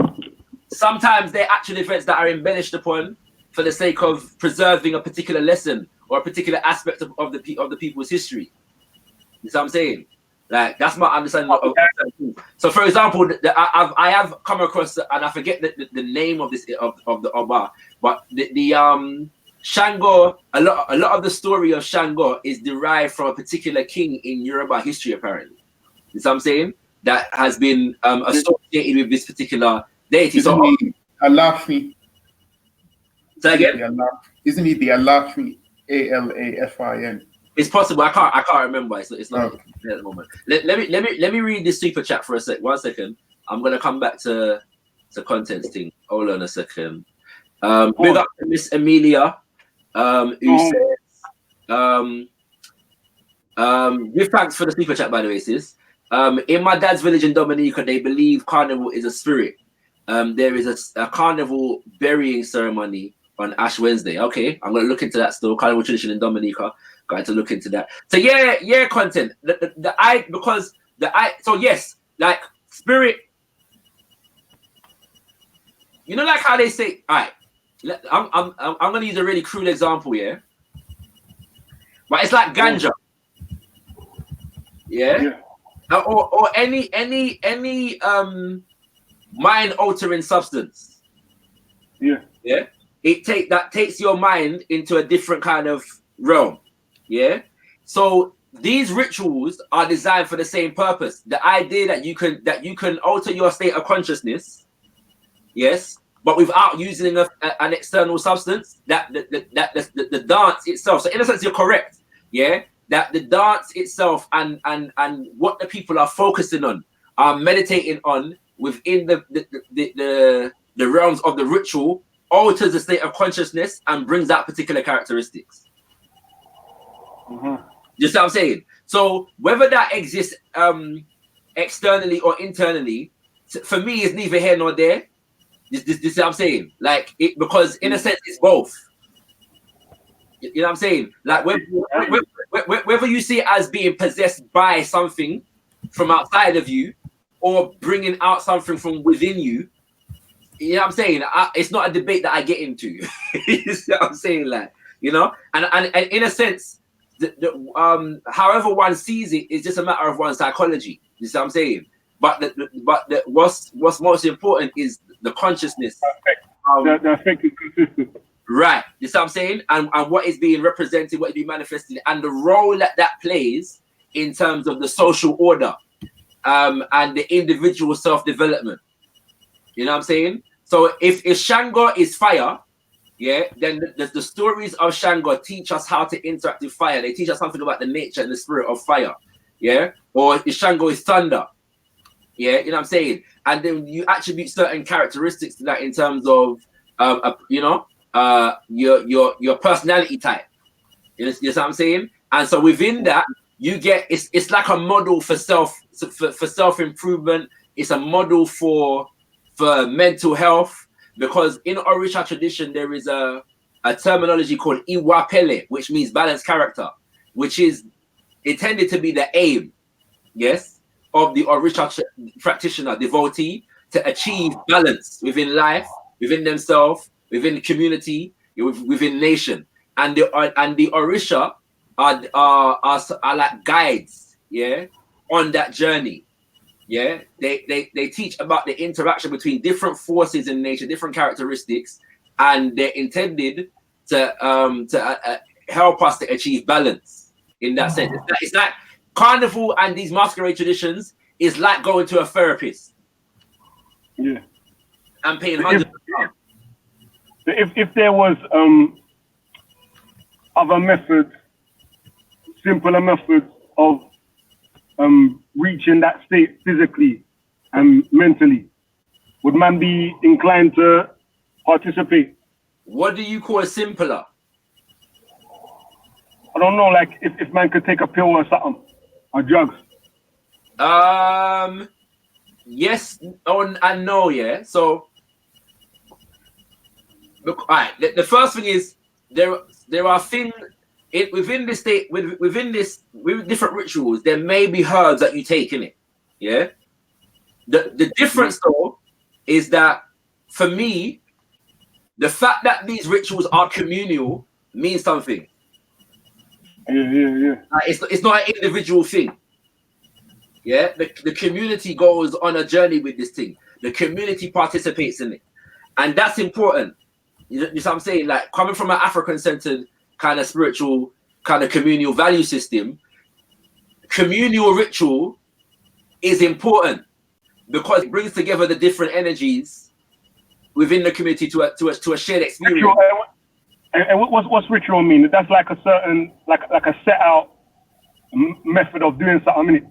Basically, yeah. You could say that. Yeah, you know what I'm saying? You could say that. Yeah, so I suppose I'm asking, can these be built upon? Can it be like analyzed to see what the benefit of doing them are and possibly adjusted? Yeah, definitely. And I think that the question that you're asking there is probably the most important question, and probably the reason why I'm having this conversation in the first place, in the sense of the fact that it's our responsibility to develop on them. It's our responsibility to study them even more with and add our new knowledge bases and our new information to these things. This work is already being done. There are people, for example, that do studies on the work on the impact of meditation on the mind. You know what I'm saying? There are all kinds of mathematical and scientific studies that have been done on the Orisha tradition, particularly in its relationship to binary codes, which relates to computer technology. Yeah. Which I'm not going to speak to because the information is not right, like properly heavily in my head right about now. But I have read some papers on it, and these things. So that work is being done. That's what I'm saying. But yeah, so I suppose the basis of it is just the drumming and the chanting and that kind of thing, and the understanding that everything in the universe is energy. You know what I'm saying? Which is what the European scientists is coming to more of a realization of right about now, that everything is energy. You know what I'm saying? And so it's in a sense, we're talking about the manipulation of energy in that respect. You know what I'm saying? It's like the studies are being done on the impact of sound, on our physical beings. Mm-hmm. For example, here's an example, I teach history for a homeschoolers network. And I did this lesson using the book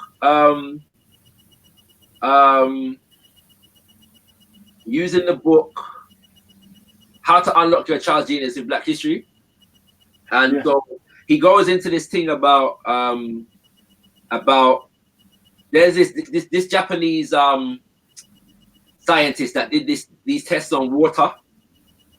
And if you have heard about this thing, but basically he's like he's studying the impact of thought and word on water, and these things. And so in the book, he's saying that we have so many millions of thoughts a day, and for the average human being, 70 to 80% of our thoughts are negative. Yeah. And so if we look at the effect of words and thoughts on water, then our thoughts, because our bodies are 70-something% water, our thoughts impact our physical state. You see what I'm saying? Right? So in a sense, as man test the effect of your thoughts on water. So this Japanese guy done the test, didn't it? And basically it's like he said he puts like water in a beaker, and he would speak to the water every day. So to one he would say, I love you, I love you, I love you, and to the other he would say, I hate you, I hate you, I hate you. And then he will I heard about this with the rice thing. Right, yeah. One went moldy and the other one was fresh. Basically, right. You know what I'm saying? So he would look at the structure of the water under a microscope, and see how it forms itself and them kind of things there. So my point is that when it comes to states of consciousness, the rituals are designed to have an impact upon our consciousness, our mentality. You see what I'm saying? Now, having said that, there are some people that don't consider psychology as science, isn't it? So, you know what I'm saying? But the fact that the body is biological, you know, suggests to me at the very least that there is a scientific basis for this, even if we don't understand it fully.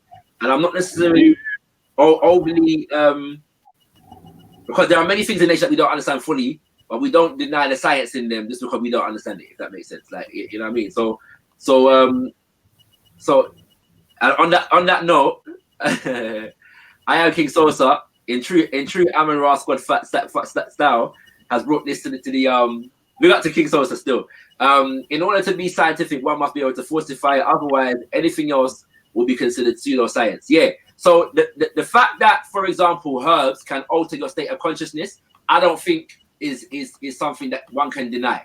Yeah, you know what I'm saying? Like there are herbs and there are drugs and substances that can alter your state of consciousness, and it is possible to exist and be in an altered state of consciousness. You know what I'm saying?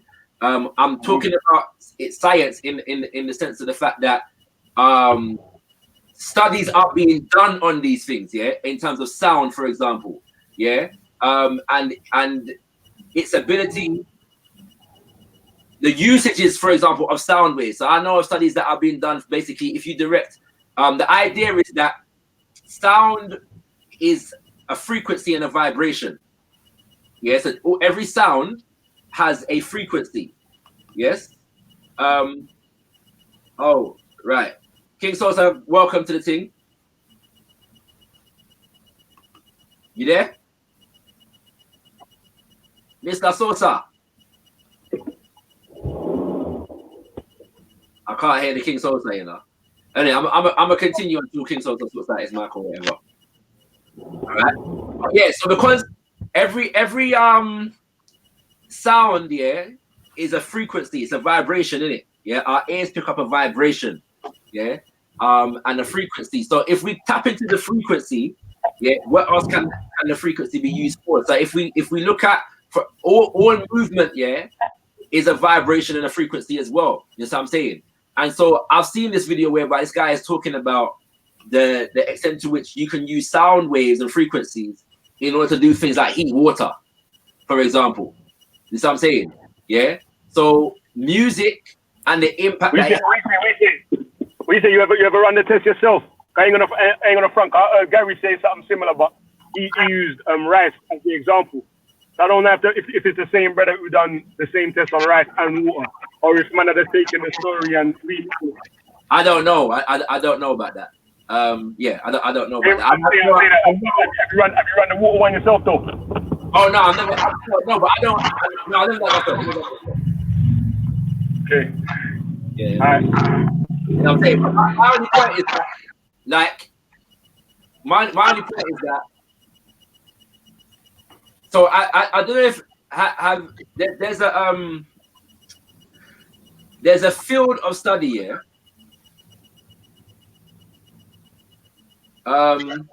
called cymatic, yeah, which is basically the study of sound waves, yeah, sound, you know what I'm saying, and frequencies. I've lost my train. On physical matter, basically.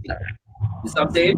So my only point is that there are scientific studies being done, yeah, in relation to sound and these kinds of things and the impact that it has on physical matter.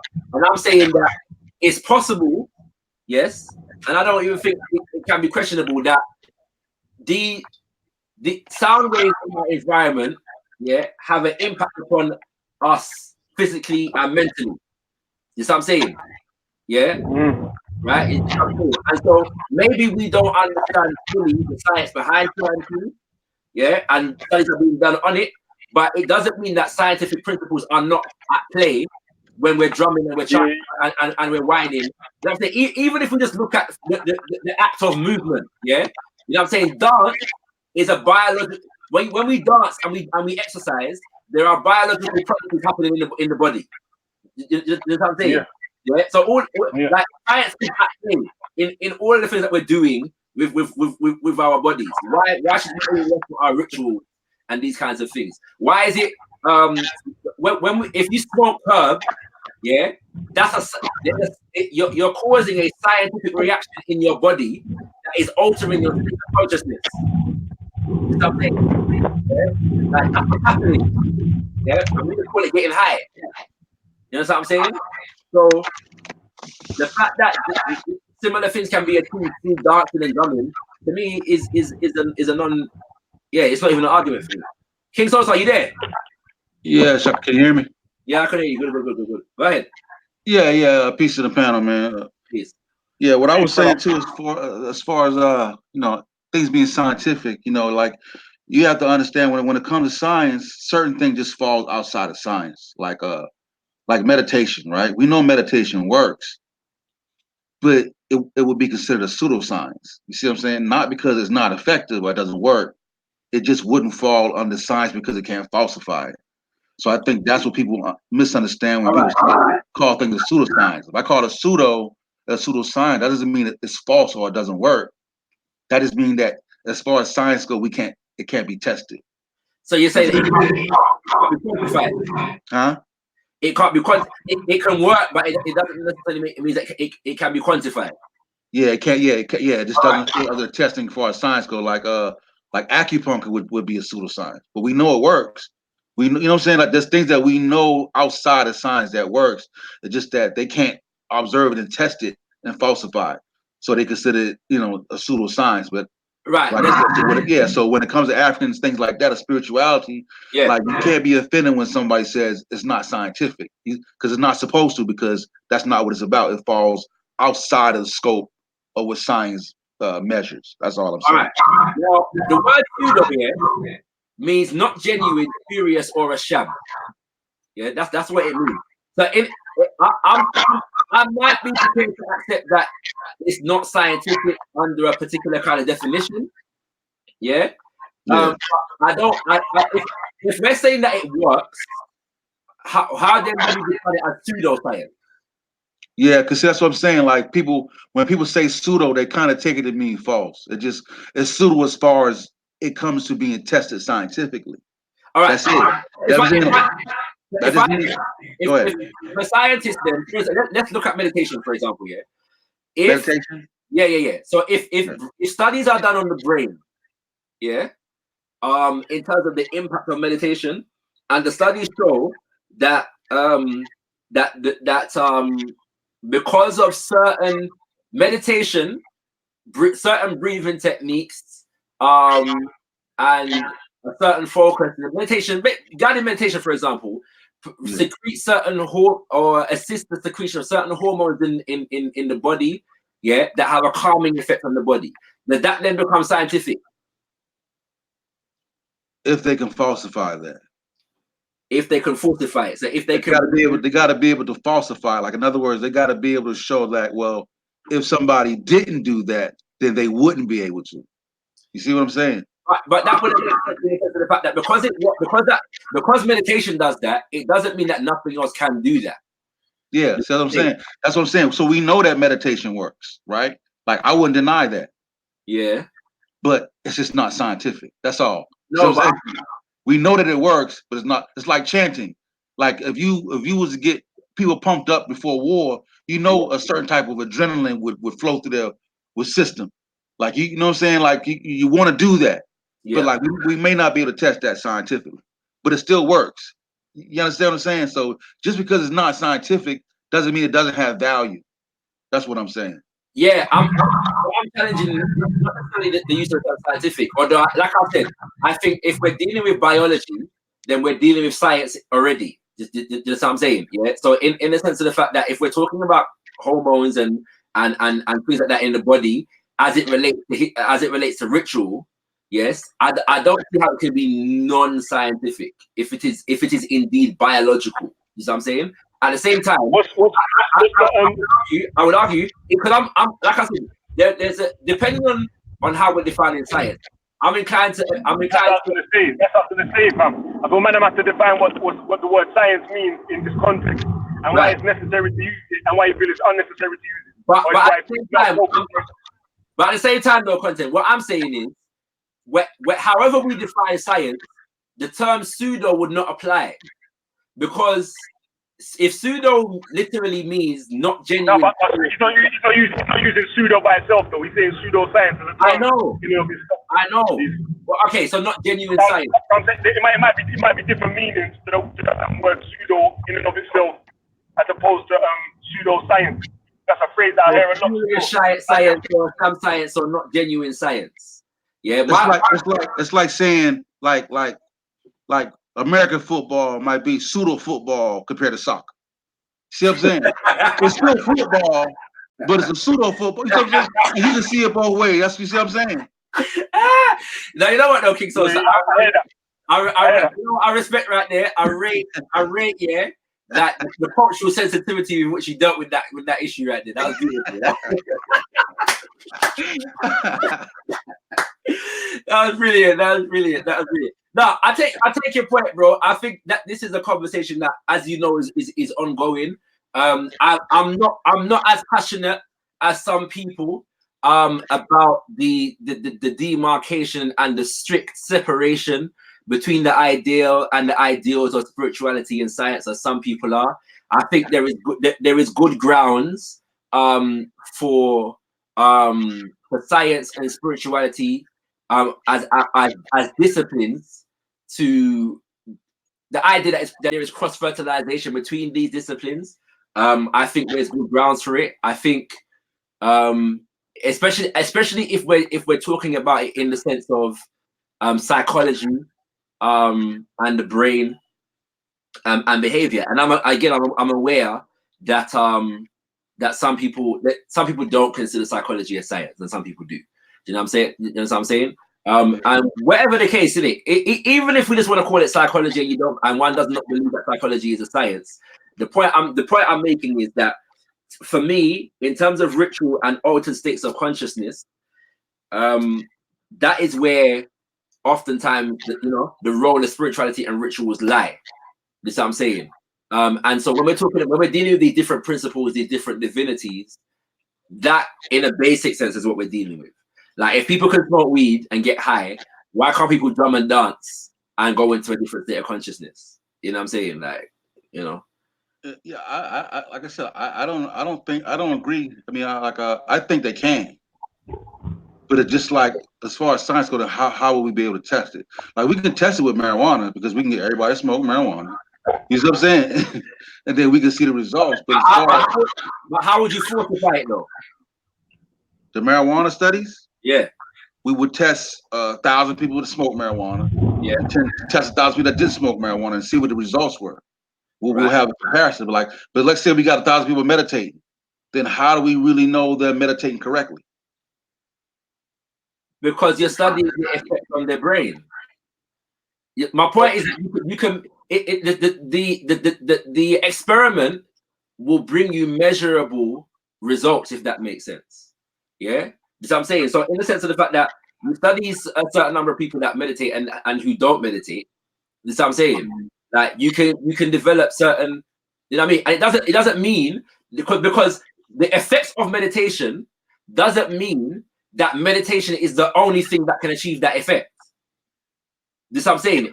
It just means that meditation. Sorry to cut in. I think this is part of the reason why I was asking the question as well. In terms of if there's different ways of achieving the same effect, is it wrong to go about that different way if it's more efficient or whatever? Because sometimes I feel like in our community in particular that we place too much more importance into ritual or the speaker of the message than the actual message itself. You know what I'm saying? Kinda. But to me though, yeah. in a sense, let me give an example. Like for Marcus Garvey, for example, I feel like sometimes man exonerate Marcus Garvey as a person, and obviously I man cool man a prophet and but I don't really air too much. I don't really notice, should I say? You say notice. I don't really notice as much effort to apply man's ideas, what he was coming up with, or even discuss them as much as I heard a man champion, to get me. And I swear, like, from my research that I've done of Marcus Garvey, he's about building upon the ideas, to get me. Like, he wants to see the development of man's people, to get me. I don't really think he put too much attention into making sure that he was held up as any type of special figure. You get me? Yeah, man totally hears what you're saying still, and I agree with that. Except to say that if we're dealing with ritual properly, especially in an from an African centered perspective, the ritual is designed to reinforce the principles that the community should be dealing with, if that makes sense, in everyday life. You understand what I'm saying? Right? So it's like romance is a concept in our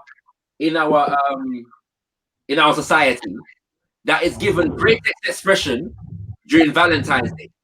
Yeah, you know what I'm saying, like all of the information and your knowledge of what is romantic is supposed to manifest itself on Valentine's Day. You know what I'm saying?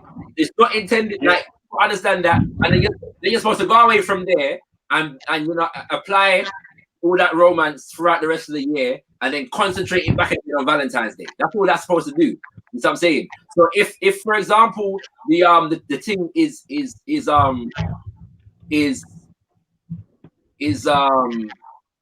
Shango, yeah, then all it's supposed to do is focus you on what the principles associated with Shango are, yeah, as it relates to human development, as it relates to nature and our relationship with nature, and we're supposed to use that to guide, yeah, everyday life after that point. You know what I'm saying? So it's in a sense the ritual is a focal point, yeah, for how people should be acting. All I'm saying throughout this thing is that because we're not even in tune with the meaning and the purpose of the ritual, then the celebration of Carnival is being perverted because of it.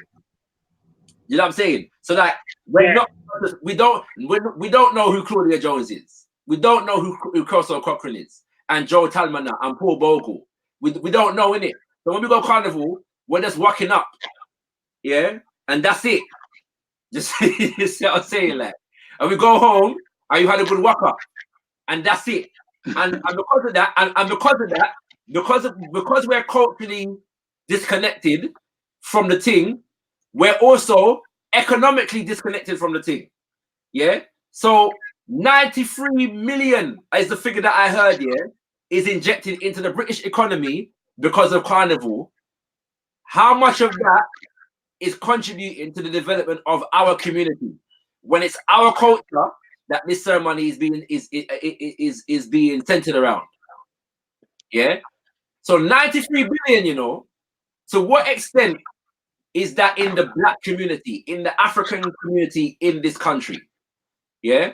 And is there a relationship between our lack of connection to the culture, the history, the spirituality of Carnival, and our lack of economic agency in terms of Carnival itself? I think so. I would agree. I think that's a good point. That's a good point. This is Caribbean Day here also. Yeah, that's a good point. That's a good point. I can't argue with that at all. Everything says that Carnival is pagan. I'm not sure, but I think that might be a dig at my brother Kimmel. You know what I'm saying? I think that might be a dig at my brother Kimmel. But let me get the literal definition. Let me get the literal definition of pagan up right now. You know, when it comes to spirituality and some of the spiritual things we have in the Carnival, right? Like, I always wonder, okay, we don't know the beginning of the spirituality of it. Like, was the spirituality started as the beginning just to remember when people couldn't write? So they enforced that in dance and song so the next generation will remember it. Yeah. And then did they then take that and then did that just metamorph into something different when it was originally just used as a remembering tool? Yeah. But since we don't know the beginning and certain origins of it, yeah, we can't track when it changed or even if it changed. See what I'm saying? That's sometimes why I lie in the middle. Yeah. No, there's a book by the name of Eloquence of the Scribes. It's by a brother called Aye Kwema, and he addresses this to some degree in terms of the evolution of literary traditions and oral traditions on the continent. Yeah. So the Nile Valley as a literary tradition, and the tradition of the griot in West Africa as primarily an oral tradition. His argument is that there's evidence of literary traditions in West Africa that seem to have diminished with the flow of invasions and enslavement. Yeah, so in a sense, he's saying that the impact of constant invasions and people having to flee constant invasions had an impact upon the literary tradition, and so people began to rely more on oral traditions. The argument is more complex than that, but that's it in a nutshell. What's the name of the book? What's the name? I'm gonna try to look that up real quick. It's called The Eloquence of the Scribes. Yeah, The Eloquence of the Scribes by Aikwe Amar. Yeah. And it's not strictly speaking a historical book. It's him. He's an author. He's a novelist, and he's also relatively well studied in the Medjugorje and languages like French. Yeah. So as a linguist, he is really given it's a memoir on his studies and evolution as an African writer writing towards African realities and trying to preserve an African writing tradition. You see what I'm saying? So in the book, he gives, as a result of telling his own story, he gives sources for further research and study and that kind of thing, and he relays his findings through his own study in that kind of sense. But it's not scholarly in the strictest sense. It's a memoir of a scholastic endeavor, if that makes sense. Yeah. But yeah, I was gonna say something. But yeah, at the same time though, so in terms of carnival tradition, one of the things that those who study carnival traditions today, E1S Budge documents certain masquerade traditions from the Nile Valley, from Kemet, yeah, that involve also some stick fighting traditions and some other things, yeah. What exactly the ceremony is not particularly important, but because we know that Kemet was a literary society, yeah, you know what I'm saying, it had a writing system and it documented things in writing. Yeah. It didn't stop them from having a masquerade and ritual, you know what I'm saying, tradition also. You see what I'm saying? And so these things coexist. And I think part of the reason why is because ritual is drama, it's art, you see what I'm saying? And it's communal, yeah? So it creates an experiential context that is not provided by simply reading. You see what I'm saying? You know what I mean? Yeah. Like, you know, like, because like, and we know this through how we interpret music in general. Like, we learn songs in it, and sometimes we learn things that are in songs better than what we learn when we read. You see what I'm saying? You know what I mean? Yeah, so remember it longer. Yeah, just what I'm saying. So in a psychological sense, what ritual makes certain principles, certain history. Ritual is what makes the culture of the people real to them. Yeah, you know what I'm saying? It's not just an intellectual exercise. It's something that they partake in, that they immerse themselves in, and that is to me the purpose of ritual. It creates a communal context for people to engage in the reinforcement of who they are. Yeah, I get it. And then plus, you know, when you add animals to it, it makes it more stand out, so you can remember the characters even more. If one is a lion and one is a bear, you understand? Yeah, it's just a fine point of where it crossed over, or Europeans misdiagnosed it and passed it on to, you know what I'm saying, to other generations who may have mistook allegory for literary events. You know what I'm saying? Yeah, or a literal understanding when it was certain things were allegorical. Yeah, you know, that's, you know what I'm saying? And I think this is the thing with Carnival. I like, because we don't have to get all esoteric with where Carnival is concerned, you know. Like, we can, but in the sense of the fact that just having you know, a masquerade on the road that is designed to represent a particular principle or ancestral spirit or or deity, yeah, and the people being conscious of that, like, you know, at a basic level, that's enough. Like, the other stuff, when we begin to get into deeper levels of the thing, become necessary. I'm right now, I'm just talking about the basic understanding of this represents this particular spiritual principle, or this represents our ancestors that were stolen from the continent. You know what I'm saying? This represents our ancestors of the Morant Bay Rebellion. This represents our ancestors who fought with Nat Turner. Yeah, I'm just saying that as a part of the you know, our road and, you know, carnival traditions, like, is an important thing. Otherwise, we're just on the road in next to nothing, whining, and then we're just creating a way, you know what I'm saying, for commercial companies to come and sponsor events, and call it their own and make money off of it. You know what I'm saying? Like, we got to be conscious of how our culture is developing. Is my only thing with these conversations. And I'm saying that, like, when I go Notting Hill and I see the youth them, yeah, it's clear to me that we're not passing down certain things to the young people them so that they know what I want. Yeah, it's gonna be lost.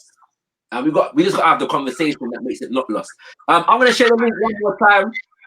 A couple of people joined, so I've continued the conversation for longer. I missed a super chat. Hold on. Look up to Ali our Trill. Hold on there. Let me just read this comment.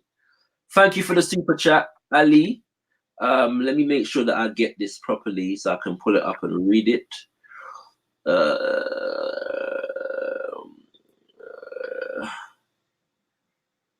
Sorry for missing this. He just says, peace and blessings everyone. Big up Shakira, big up the panel, big up the chat. Okay, cool. give thanks for that. And give thanks for your super chat. There. Right. So anybody who wants to join the conversation, I'm gonna share the link again. Yeah, so for anybody that joins, we're gonna make the conversation longer. If no one joins, I'll wrap up kind of shortly. Still, I've been on for what, just over 2 hours, you know what I'm saying?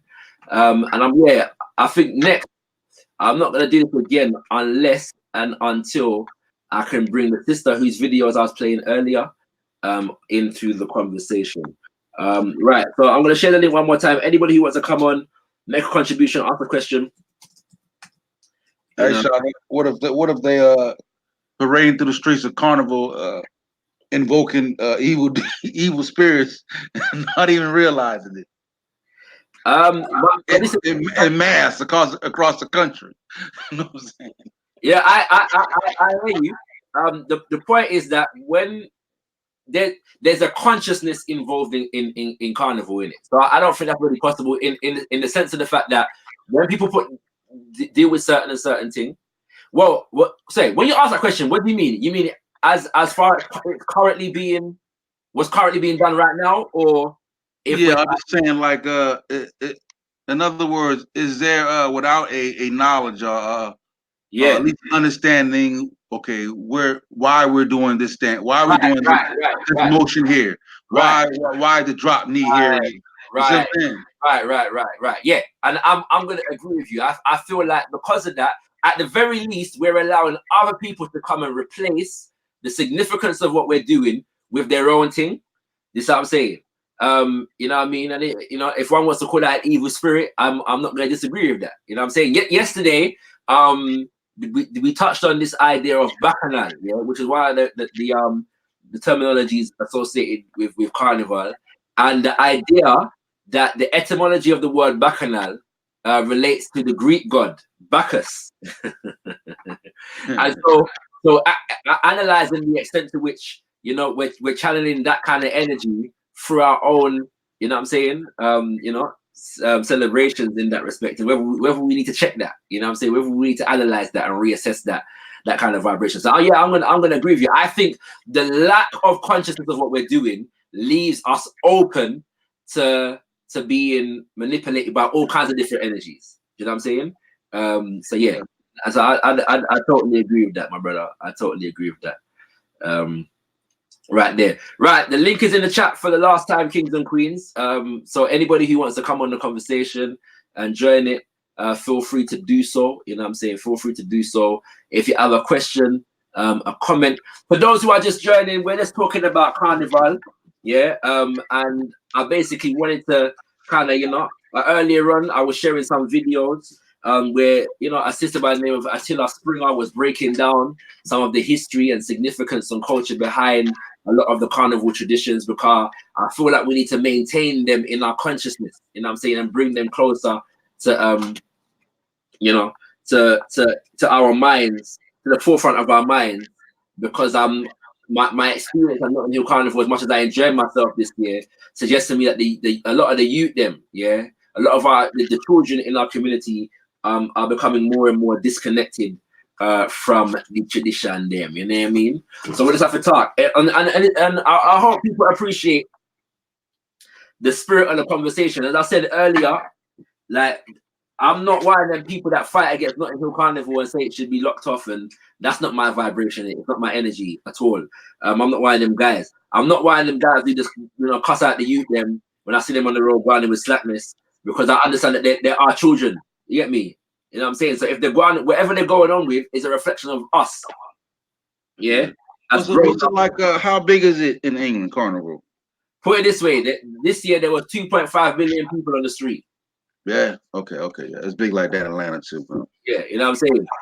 And people travel from all over Europe to come to Carnival. You know what I'm saying. So that now, and they call it London's biggest street festival. So yeah, because it's pretty much here. It's pretty much it's Labor Day, but it's pretty much Caribbean weekend, pretty much. Yeah, I went to Labor Day in 1995. Yeah, but that was in New York too. Yeah, man. So, yeah. Was it New York or was it New Jersey? I can't remember. I was staying in New Jersey, but I can't remember if we went to New York for the Labor Day or not. You get me? But how was it in Atlanta though? What do they call that? Is Labor Day and the Caribbean Day Festival the same thing? Or is it two different something? Yeah, it's two different something. Like, it all falls in the same weekend because it's Labor Day weekend. Right. But everybody calls it Caribbean weekend. So Labor Day is that Monday when everybody's off. That's the Labor Day, and that's when everybody just do regular. Everybody just cook out on that day. Okay. But the whole weekend it's all Caribbean vibes. Okay. See. All right, cool. It's a big thing in Atlanta like that. Yeah, man. I'm gonna head out in a little while. I want to join the festivities, man. Hey, you gotta, wherever there's beautiful women, like, hey, you gotta go. You gotta be there, bro. You gotta be there. That's it, go. And that's all part of it. We're beautiful people. That expressing that beauty is all part of the vibration, isn't it? But I just feel like when we reduce it to the sex of it, that's when we're not in it, fam. That's when it becomes just like I'm gonna say Americanized corporate culture. You know what I'm saying? And I feel that in the sense of the using of sex and stuff, everything. I think that as a mass corporate culture can be traced back to America. More specifically, I believe it's Chrysler, who was the first car company to put a woman, a half-naked woman over the hood of the car to tow the car.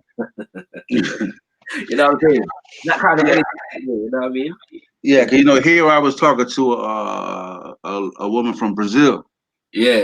She was, says it was and she was down here for another carnival festival, and she was making the claim like, how it's hard to do it somewhat here in Atlanta to really do it like they want to, because they're in a culture where they're not used to seeing women dressed like that. Right. So men don't necessarily know how to behave. Right. Whereas in Brazil, right, it's not that big of a deal when they do the carnival get down like that. So yeah. No, I hear that. And another argument though is that because I know what they call pretty mass here. A lot of the times people say that it's Brazil that popularized that, and so oftentimes because there's a debate between pretty mass and traditional mass here. What they call traditional mass here, which is the more intricate costumes here. Pretty mass is more the stuff that we're used to seeing in terms of feathers and bikinis and that on the road. So some people are saying that is the popularization of that from Brazil is what's actually affecting the traditional mass. In fact, I heard that in Trinidad, the pretty mass has got so big that they had to create a separate day to profile their traditional masquerade traditions, which is a madness. You get me? That is serious. Content, are you back because you want to say something? Leon, you there? Man can't hear Leon. What I go on for the thing? I swear, every time Kimmo comes in my chat, yeah, somebody wants to debate him on the Hebrew thing. Hey, every time you see Israel in the name, you already know what it is. You, fam. No matter what the subject of the show is, yeah, if Kimmo's that comes with blessing, someone's gonna get him on the Hebrew thing. That's why. If you got Israel or Judah in your name, you already know. At least, maybe one day I'll do a show on that. Innit? Maybe one day. You know what I'm saying? But yeah, that's not the subject today. Still, you get me. That's not the subject. Having said that, I haven't had nobody come and bring me no ADOS vibes for a while as well. King Sosa. So you know what I mean. So we'll touch on that. But I was gonna do one more show. You know, in fact, because people was asking for me for a conclusion to me and Wujao conversation. I hollered at Wujao. Wujao agreed to do the conversation, and so I tried to sort out a day with him, and yeah, I ain't heard from him since. So I don't know why I'm going. This is at the beginning of the month, or maybe in the last month. So I don't know why I'm going from brother Wujao, but hope he's blessed wherever he is. But yeah, he agreed to do it, and then I just didn't hear from him again. So yeah, holler at your boy. Yeah. I guess say reach out. You know, with Jarrell, you know, he teach the, the session Netta. Yeah. I know he been doing like a back to school drive for the kids. So he got a little bit mixing up. He be doing so. I he's a genuine guy though. He's a genuine guy. If you reach out to him or Facebook or whatnot, he's pretty. No, that's what I heard at him. So like I said, he agreed to do it, and then I heard at him for a date. I didn't hear from him. So I heard at him again. And I heard that, so I just left it alone, innit? Like, you know what I'm saying? And, if and when he gets back to man, he gets back to man, innit? But that was about a month ago now, I think. You know what I'm saying? So yeah, that's how it go. You know what I'm saying? That's how it goes. Yeah, when I sit down with him on a panel with him, I'm gonna holler. I'm gonna let him know. What's it? User Zero says the video on COE about the North African thing was good, but that uncle needs to chill a bit. Yeah, I'm not gonna lie, my G. You know that when you're trying to respect the elders, yeah. But yeah, some of the ways that he was communicating weren't helpful. You know what I mean? I'm not gonna lie. But give facts still. Content, you there? I don't know why content can't get through. What's going on? You bring him in? You brought him in from backstage? He's gonna get. Sorry, content. I thought you were in already. I thought I brought you in. If you want to say something, then come back in and let me know where I go on. Yeah, you gotta bring him in. I don't see him in. I'm still getting used to the StreamYard thing. But yeah, it's good still. You know what I mean? It's a good little piece of platform and that. Content, come back in. I'm gonna wait a couple minutes for you to come back in still, and then I'm gonna look off the chat. But yeah, give thanks to everyone. You know what I'm saying? Who's been in the chat? Big up everything. I don't think I bigged you up yet. You know what I'm saying? So, but big up same way. You and Kemo on the back and forth and that. You know what I mean? You know that way there. That's how it goes. Yeah, but the 80 West bars though, it's been kind of chill, man. Not a lot of ain't been too much friction. The movement's still going on. Yeah. What's it? Content, go on. You there? Leon? Yo. Yeah, you there? He keeps cutting in and out.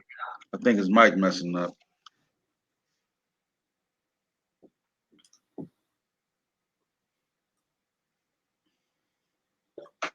I would change the settings on the microphone or the stream.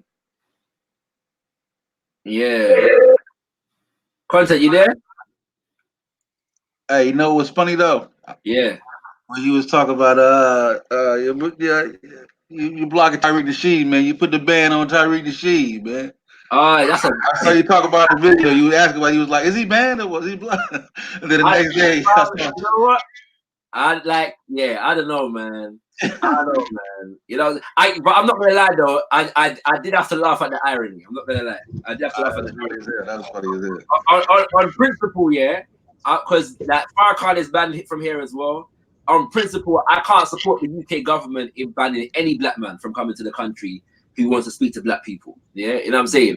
I did think that given some of his statements as regards to so-called black immigrants in the USA, I did have to laugh. But Leo, you there? Yo. Yeah. Go on. What are you saying? You can hear me now, yeah? Yeah, I can hear you. Oh, mad thing.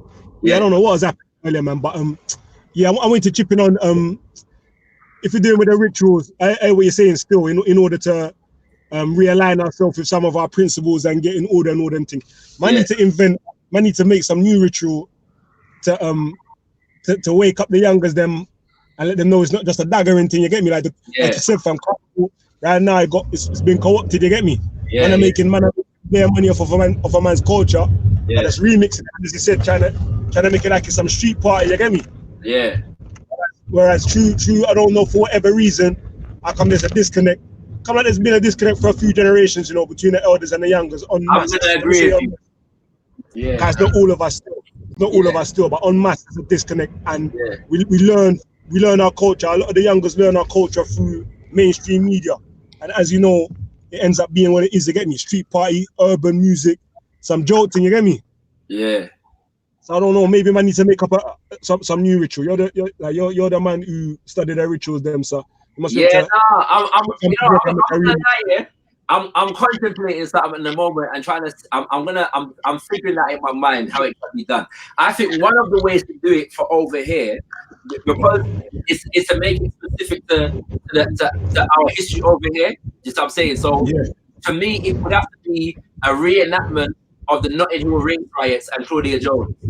History. Yeah. I'm saying, and I'm saying that it's not like these things are not being done, but sometimes when they're being done in the context of a presentation, which is intellectual and academic. And I think that the difference with a reenactment is that that's a participatory experience. Yeah, it encourages people to get involved, to be involved in whatever's going on. By the way, how come you've got a profile picture? Why go on for that? You can update your profile picture now. Still, it's a new thing on StreamYard. When you go to you can do it, man. Look into the settings, look on your profile picture, and you'll see edit and adjust or something like that. And you can just slap in a picture. You get me? Man can't see that, Rasta. Yeah, I see it one time when I came in too. It was like Avatar. When you first come in as a guest, you got the option to do that still. But even on your one, you're supposed to be able to do that all now, fam. All right, man ain't seen it yet. I thought come out to upgrade for them thing there. All right, cool. I'm gonna look into that. You don't have to upgrade because I know somebody else do the same thing and they did it too. That's how I found out about it. Cool. I'm gonna check that out. Hey, but Leo, about content though, like I agree with you though. Like I said that before. We were just on with Uncle on a Real Black Atheist having the same discussion about African spiritualism and whatnot. And I was saying the same thing. Like we need to start creating our own. Like because because unless you think it's spookism, then otherwise you'll think it's taboo. But we should be able to do what the ancestors did. Like that's what I'm talking about. This is the point I was trying to make earlier. When man was saying sometimes man get too caught up in just the ritual in itself rather than what the ritual's for. You get me? I agree. And I think the person rather than the idea that they're trying to promote. You hear me, sir? Yeah. That's what I definitely feel man needs to pay more attention to, and can't look at anything like it's impossible for us to do better than anything that our ancestors have done. No, I agree. I totally agree. My only thing is that for example, we're still learning the extent to which Carnival in the Caribbean is related to Carnival in West Africa. If that makes sense. Okay. And so, in a sense of part of creating something new is doing that Sankofa thing, like going back and looking at what it was about. Just something like and bringing that consciousness to the people right now, and from that foundation, we create something new. Because in a sense, you could argue that what we're doing right now is creating something new, but we're doing it unconsciously, and because we're doing it unconsciously, that we're losing. You know what I'm saying? Like we're losing something out of it. But I agree with you totally. Like that's the whole point. Culture is supposed to evolve, innit? You know what I'm saying? And coming back to what we were talking about earlier in terms of the ritual and the science and that kind of thing, because through these things, through studies in psychology and biology and the sound waves and them kind of things when we're learning new things about the world around us, innit? That we can apply. Ritual in a sense is applied knowledge, innit? It's applying things that we know about the world around us, innit? And putting it in a context whereby we can give expression to it. You know what I'm saying? And so why can't we add our knowledge of sound wave to that ritual? If that makes sense. Exactly. Why can't we do that? Why can't we add our knowledge of psychology in the mind to that to you know what I'm saying, to that ritual. We can do all these things. You know what I'm saying? There's no reason why we can't. You know what I mean? And just, yeah, and build upon it from that basis. You know what I'm saying? So that's that. Enough of these rituals, they I don't know, what they originate through necessity, trying to achieve a certain aim and objective, right? Basically, or is it? So that's what I'm saying, fam. So that's why I feel like man need to put first still. Sometimes I feel like it's written in our DNA. We are our ancestors in the sense of the DNA gets passed on. We breed and make a next generation. And so I feel like it's written inside of us. You get me? So I don't feel we need to spend too much time studying what way man's foot was standing when they done a certain thing. Yeah. You know, like that, fam. I feel like that's all written into man. When man tries to better manself and search for truth, like real truth. Yeah. When man tries to search for truth, fam, then all of these expressions, I believe, and rituals will be based like that. That just form themselves. You get me? That just form themselves. Man just notice. It's like our slang. Like man call it slang still. I say it's man's language, innit? How man invent words and all them thing there, fam, is through experience with a certain set of people, innit? Man invent words based upon certain shared experiences that only we understand, innit? And then man, and next man who don't understand call it slang or a next language, innit? But that's how it gets developed. Man in there sitting down making up mad sounding words, and then we say, let me call this mad sounding word something and make it mean something. Man's got a meaning for something, a man can't describe it. There ain't a word already out there or something, innit? Something happened that we both acknowledge, or a few of us acknowledge, and then out of the I don't know, a mad sound might have got made or something, or it's similar to something else, and then we build on top of that. You get me? Like as I go, man. The idea first, put the idea first, and the ambition first, and then I feel like the ritual will sort itself out, man. I agree. You know, there's a line. What you just said relates very explicitly to a line in my favorite book, a book by the name of 2000 Seasons by the same author I mentioned earlier called Ayakuyama. And he's talking about basically how we remake ourselves after so much destruction. And the line says something to the degree that those who have the intention to remake themselves based upon that intention will begin to remake themselves, kind of thing. It's like I can't remember. I'm saying it as so like it's a diminishment of how he puts it in the book, like how I'm saying it right now. But it's a similar thing, exactly what you're saying, isn't it? The intention is the primary thing. You see what I'm saying?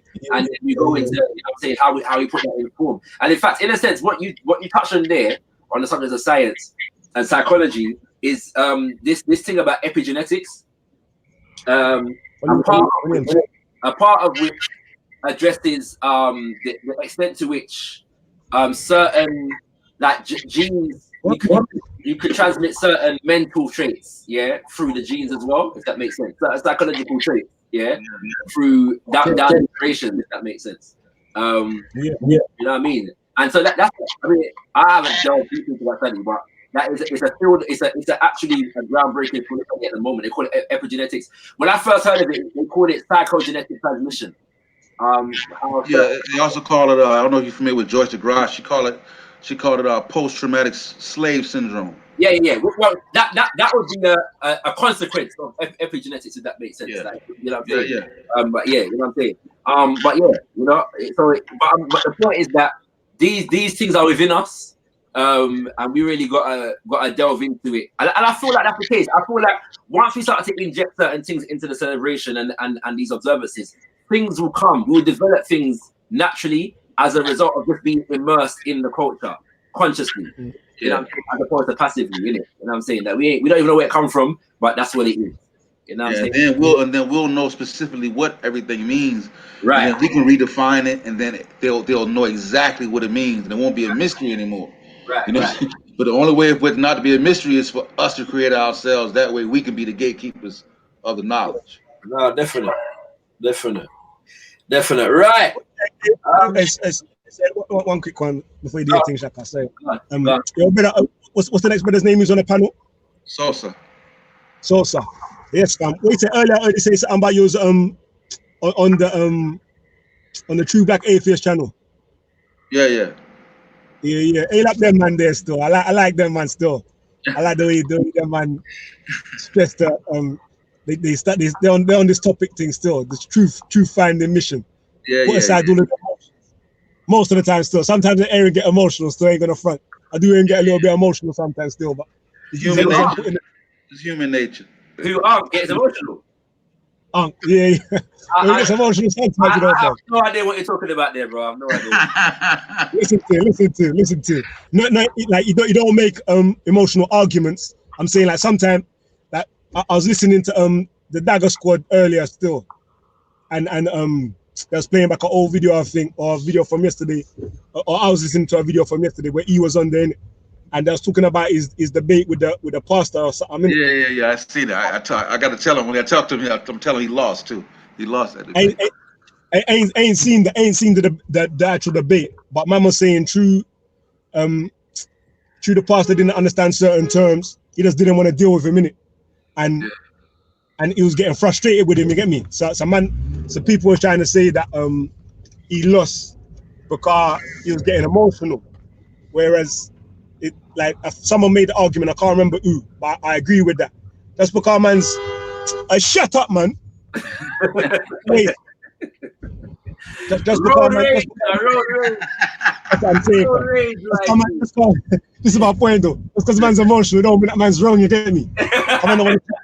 Yeah. I agree. Like, but you know, like when you lose composure. Argument's wrong. But yeah, man's supposed to maintain man's composure, though, most definitely. Yeah, because when you lose composure, it gives the illusion like you are losing because you lost composure. You know what I'm saying? So it might give that impression, but if you really care about truth and understanding, if you're discussing a topic, a subject, regardless of how man's looking, if you're supposed to pay attention to what man's saying, innit? Pay attention to what man's saying. If man's argument being refuted, if man's argument ain't being refuted, man ain't lost. But that's what I'm saying. You're right though, in a sense of it don't make sense, man, being emotional if you're trying to discuss and debate ideas. You get me? yeah, especially when you're dealing with somebody that's less educated on a subject than you, you gotta maintain composure. Yeah, they're gonna say a lot of dumb things. There's more responsibility on the person who's supposed to know more. Exactly. To have more self-control and all of them things there. Supposed to have patience. People's watching. It's not just between you and him. As much as you might think it's a personal thing, the world is watching. You get me? Like there's certain innocent people that ain't on your level, and they might not understand. They might have the similar understanding as the pastor. They might be around there. You get me? So they ain't gonna get to hear your arguments if you're just frustrated and you're just dissing, man. Exactly. You get me? So yeah. Even though I was wilding on the road still, but man's me, I can't get out of the car and have a discussion with a person that beeping me. They're wilding out. You get me? So man, I have to wild out still. Certain times it's permissible, but when you're in a discussion, definitely. Yeah. I see them Dagger Squad playing some of your videos, Shaka Raw, got Kush TV. I haven't seen on there. Yeah. I did show them some love in it, but we got the whole Got Kush TV team. You know what I'm saying? Cause we're working hard at building. Oh yeah, and check out. Cause yesterday we premiered the pilot for the Group Economic Show. We're in pre-production for the first season right now. We're going to be coming to you. The Black Group Economic Show. Check it out on Got Kush TV right about now. Yeah. Kemo, what do you mean about this? Shaka, your word can't beat Dr. Ben. I'm not in no war with Dr. Ben. No war whatsoever. Me and Dr. Ben live good. Yeah, trust me. Me and Dr. Ben live very good. So yeah, I don't know what you mean by that. In fact, I met Dr. Ben in the early 2000s still. You get me? So we give thanks for being able to meet those elders there. I've met John Henry Clark. You get me? I've met Ishaka Musa Barashango. I've met Mama Marimba Ani. You know what I'm saying? Like, so I feel privileged to have met these illustrious ones. Right, I've shared the link one more time, Kings and Queens. So anybody that don't come through in the next 2 minutes, I'm gonna move on. What I'm gonna do to close up the show is I'm gonna play this other video that I was gonna play yesterday, and just leave it running for the half an hour, and then I'm gonna lock off here for anybody who wants to listen to it. But it's just Attila Springer speaking about Carnival. What you saying? I said Dr. Ben gonna kill your argument with the Hebrew thing. My argument, I ain't said nothing about Hebrews yet. And I don't think you're correct though. Still, I don't think you're correct. Yeah, I'm not sure you're correct about that. But yeah, like let's like Dr. Ben is a born like Ethiopian so-called Falasha, so more properly called Beta Israel. So, and his argument on the Hebrew thing, anyway, yeah, like man, put it this way, what I'm gonna say is that Dr. Ben was one of the main influences in the revival of Kemetic tradition, Kemetic spirituality. Yeah, and I'm just gonna leave that there, innit? I'm not in no debate with no Dr. Ben around here. You get me? Hey, what? Have you heard Dan Drummond's argument about the Israelis acknowledging certain parts of Africa only true they want access to their resources? Yeah, definitely. Enough of that is going on right about now, and they're going there and telling some people that they're part of the original Jews and they're accepting it. Anyway, that's another conversation for another time, innit? Let's do that another time, guys. Right. Hey, Cameron, come on the panel, fam. Shakara sending shots, fam. Nah, fam, Sending shots. Come on the panel, fam. Hey, content the troublemaker, you know. But you know what? I found the quote that I was talking about earlier, yeah, from the book 2000 Seasons by Ike Amar. Yeah, which relates to what you were saying a minute ago, content, yeah, where it says, and if the mind channels of the way are all destroyed, and the only channels left lie along the white road, drawing from remembrance, from knowledge of future purpose, it is for the hearers to listen, for the hearers to glean what through accident death's messengers have not found to silence. And if all around us has indeed been touched by them, the destroyed, who retain the desire to remake themselves and act upon that desire, remake themselves. The remade are pointers to the way of remembrance, the way knowing purpose. Yeah, so that kind of relates to what you were saying a minute ago, innit? I thought because I found it, I thought I'd read it, innit? What did you say? The white road? Go on the white road? No, the white road. Yeah, the white road. That's basically. Oh no, about what happened to the black road? No, here I'm saying. Listen to it again. Listen to it again. Yeah, he says, and if the mind's channels of the way are all destroyed, and the only channels left lie along the white road. So basically, the white road is what we're on right now, isn't it? The road of destruction. Okay. So if all the channels for remembering ourselves lie along the white road, yeah. Drawing from remembrance, from knowledge of future purpose, it is for the hearers to listen, for the hearers to glean what through accident death's messengers have not found to silence. You know what I'm saying? You get me? So that's right. Yeah. No, enough time to want this the black road. Everything that negative. I have to look out against that still. Him not do that. You know what I'm saying? Right, but yeah. Kimo, another day we discuss the Hebrew thing, innit? Another day, innit? You know that Hebrew thing, that's a never-ending one. Never ending, my G. They're about this life, innit? You get me? They're about this life. And you know what's funny to me is that a lot of them believe it. There's this train of thought that basically all of us that were in the West are Hebrews because it was the Africans them who were practicing the voodoo and the obia and the orisha and them thing there that told us how they knew that they were the same people as us. Which is a bad argument still, you know what I'm saying?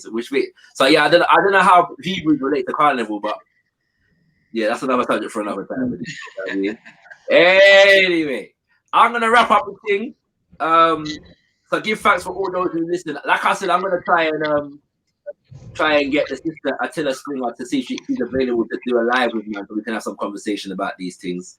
So we'll see how that goes, isn't it? So I'm gonna say goodbye to Quentin, and I am King Salter. All right, peace, bro. Peace and blessings. Thank you for joining, man. Big up to everyone locked on. Yeah, man appreciates the conversations that have been had and yeah, you know, the whole point of this is that we need to be conscious of our tradition and our history and where we are dealing with and how we're manifesting them on these shores, isn't it? Especially for the sake of our youth. Like I said, the major concern was leaving the band and walking through Carnival and seeing the youth them and what they're dealing with. It was concerning to the sense that to what extent are we passing down our history and our culture to the younger generation? To what extent are we even conscious of it enough to even be able to pass it down to them? Yeah. So I love Notting Hill Carnival. I'm going to be there every year. You know what I'm saying? Boardroom Bully, I just reach to reggae. You have to listen back to the show because I'm wrapping up soon still. You know what I'm saying? But what I'm going to do, I'm not going to lock off right now. I'm just going to play this video. It's about 30 minutes long, yeah? And I think it's a good way to wrap up the thing. So I'm going to play this video. And yeah, I give thanks. You know what I'm saying? I give thanks. You get me? Listen to the beginning of the show if you want to hear a big tune by Brother Valentino called Brand New Revolution. And we're going to stop sharing that right about now. And we're going to find this video. But yeah, I hope people appreciate why I'm having these conversations. If you appreciate, if you understand and you got something from the conversation, just click the 9 or give me some red, black, green in the chat right about now. I just want to know, yeah, if people think that the conversation is valuable. Yeah, you know what I'm saying? If people think that the conversation is a valuable one, you know what I mean? And these things, you know. So yeah, click the 9 if you value the conversation that we're having right about now. I give thanks to I Am King Sosa. I give thanks to Content Over Everything. Give thanks to Witness for jumping on and joining the conversation live. Give thanks to all the people that have commented in the chat. Give thanks to everyone that will comment after the video, and give thanks to all the silent listeners. I appreciate you also, you know what I'm saying? But yeah, I just feel like we need to have more of these conversations. And I'm going to look into this thing. I'm going to look into whether we can get a reenactment of the Notting Hill, so-called Notting Hill race riots. Yeah, the Notting Hill race riots. I'm going to see if we can kind of institute that sometime in the next 2-3 years. Yeah. On a bigger level. And something that we can involve children in, and these things. You know, I just feel like it's going to be important that we're able to transmit the traditions in that way. Yeah, so stay tuned, because I'm going to see if we can manifest that. Hold on a second, let me get this. It's proper. Right, so I'm going to play this and I'm going to lock off here. So after this video, you're not going to hear my voice again. I'm just going to play it and done. Okay? So once again, give thanks to everyone. Hotep, Tendai Mwadi, African Power for all African people. It's the last day of the month of Messiah, kings and queens. The last day of the month of Messiah. So last and finally, for the final time this month, God lives, Messiah lives. I like to call it, it's almost as though it's the libation over the carnival and just start the whole thing moving and putting. Once again, very happy, and we get straight into it. Attila Springer is here. Good morning. Thank you for your presence. No, tomorrow is the Cambule reenactment. I like to call it, it's almost as though it's the libation over the carnival and just start the whole thing moving and putting it in a context.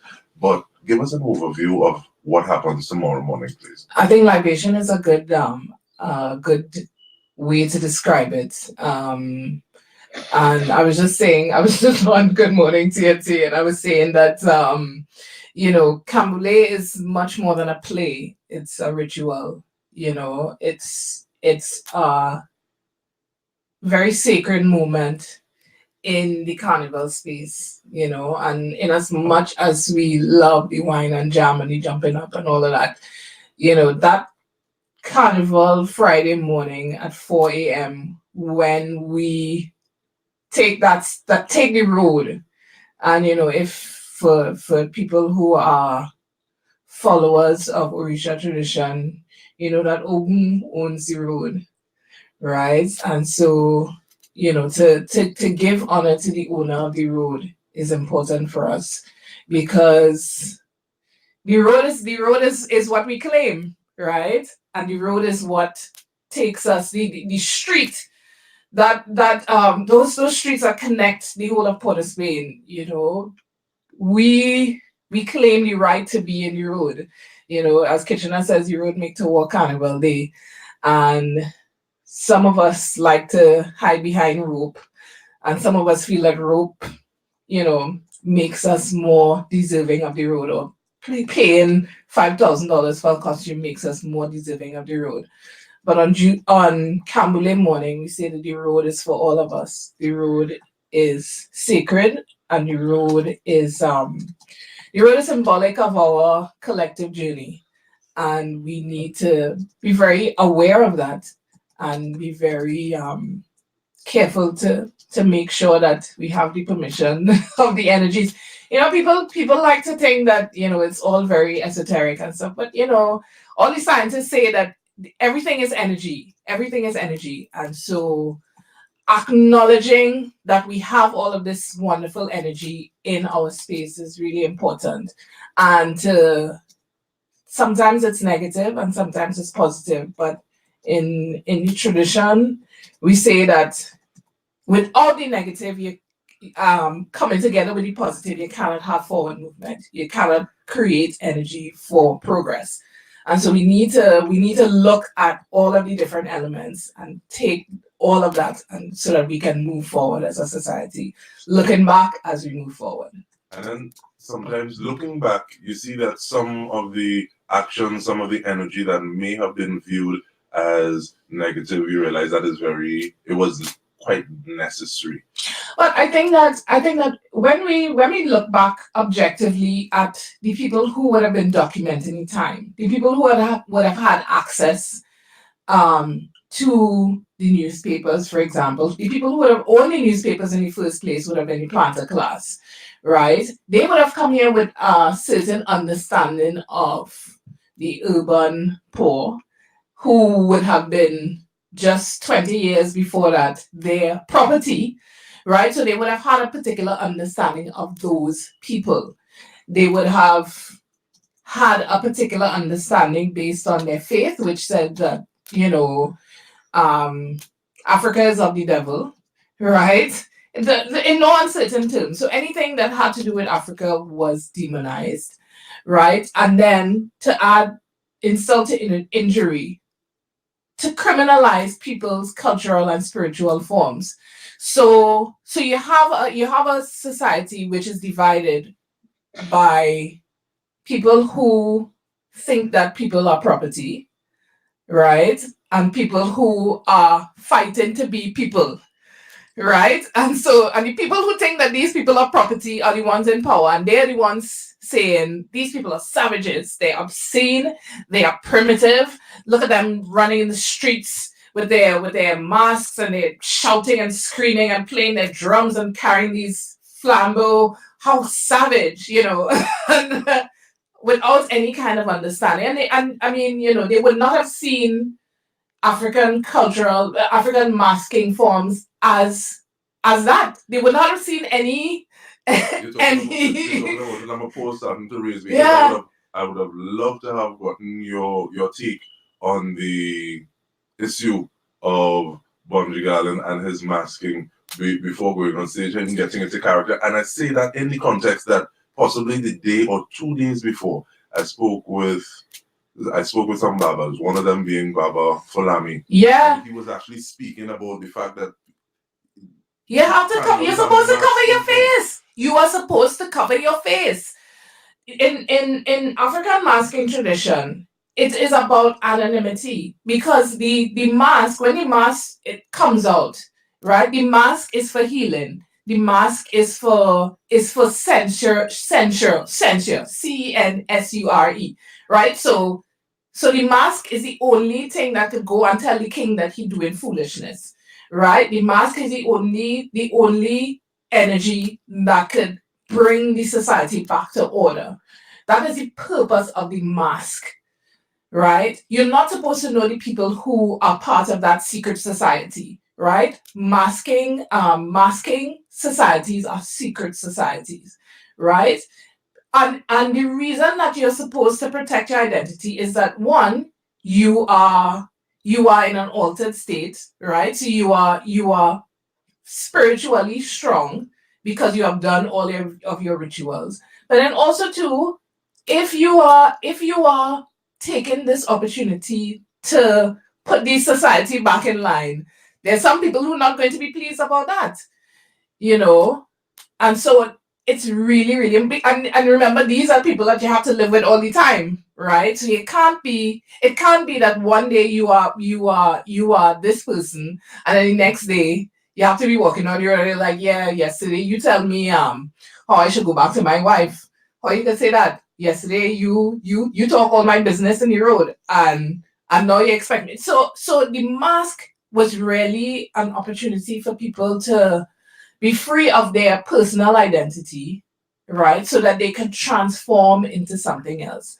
And for people who are oppressed, you know, lots of times the transformations were, imagine greatness or remembered greatness, or, trying to find back some greatness, trying to transcend the horrible traumatic circumstances of their daily existence, which in lots of cases, it was the conditions were, there's a line in Cambule, the living conditions were worse, was subhuman. They were worse than, it's like, people were living in backyards on top of each other, very, very thin board separated, there's no privacy, there's no, nothing, but people within those spaces trying to find their humanity. And the ways that they found their humanity was through their art. And it is a process for us to get to where we can see what these Jamets did as art, because it was not seen as art by the planter class. They saw it as savagery.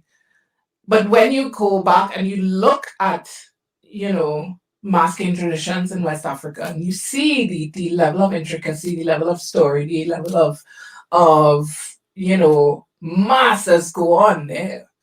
It's phenomenal.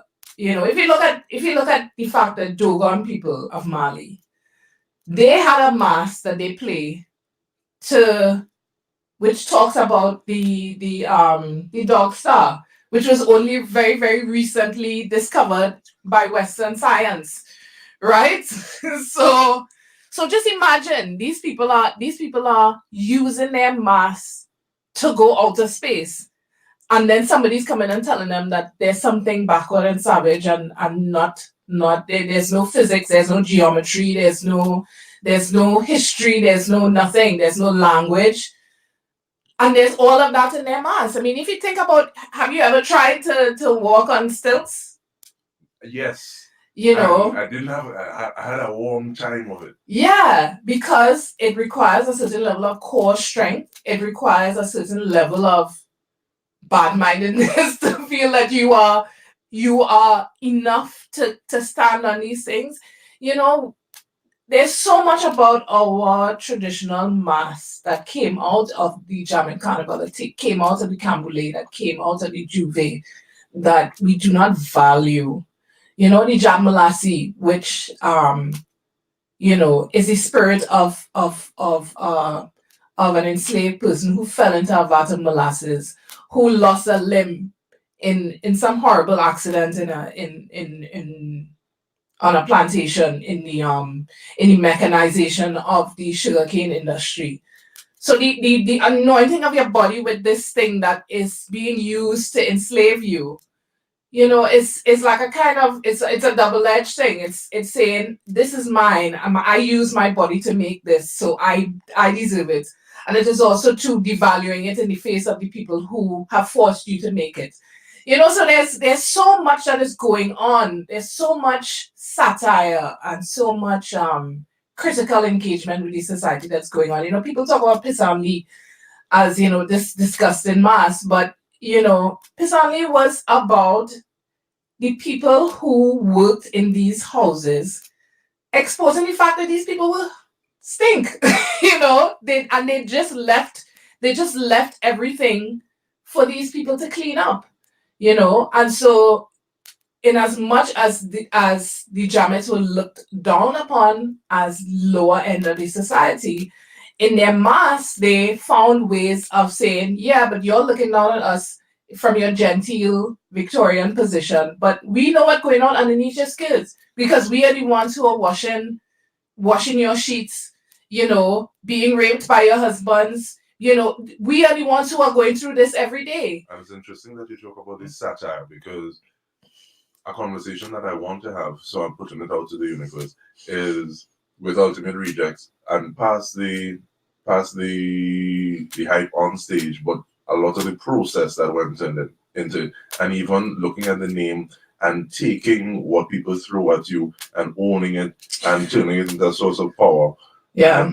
That actually reminded me of an Oriental tradition where you fix things and you put gold leaf so you highlight the breaks. The wabi it's Japanese. Japanese culture. So as opposed to hiding the flaws, these flaws are what make you But different. the thing about Ultimate Reject song that is true for me is that it is the ultimate Jamet song, in that what it says is that these systems do not exist for us in the first place. So whether it's there or not there, we will still be here. We will still be creating. We will still be resisting. We will still be building a society, right? We will still be running our susu. We will still be going and helping each other build house.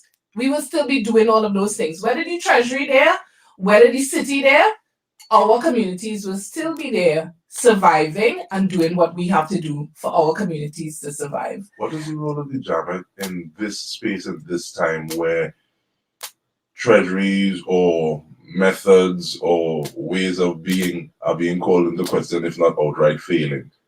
And looking at I think the role of the Jamet is to keep creating, whether or not these systems acknowledge. The Jamet is to keep creating. The Jamet is to keep creating spaces of inclusion as well.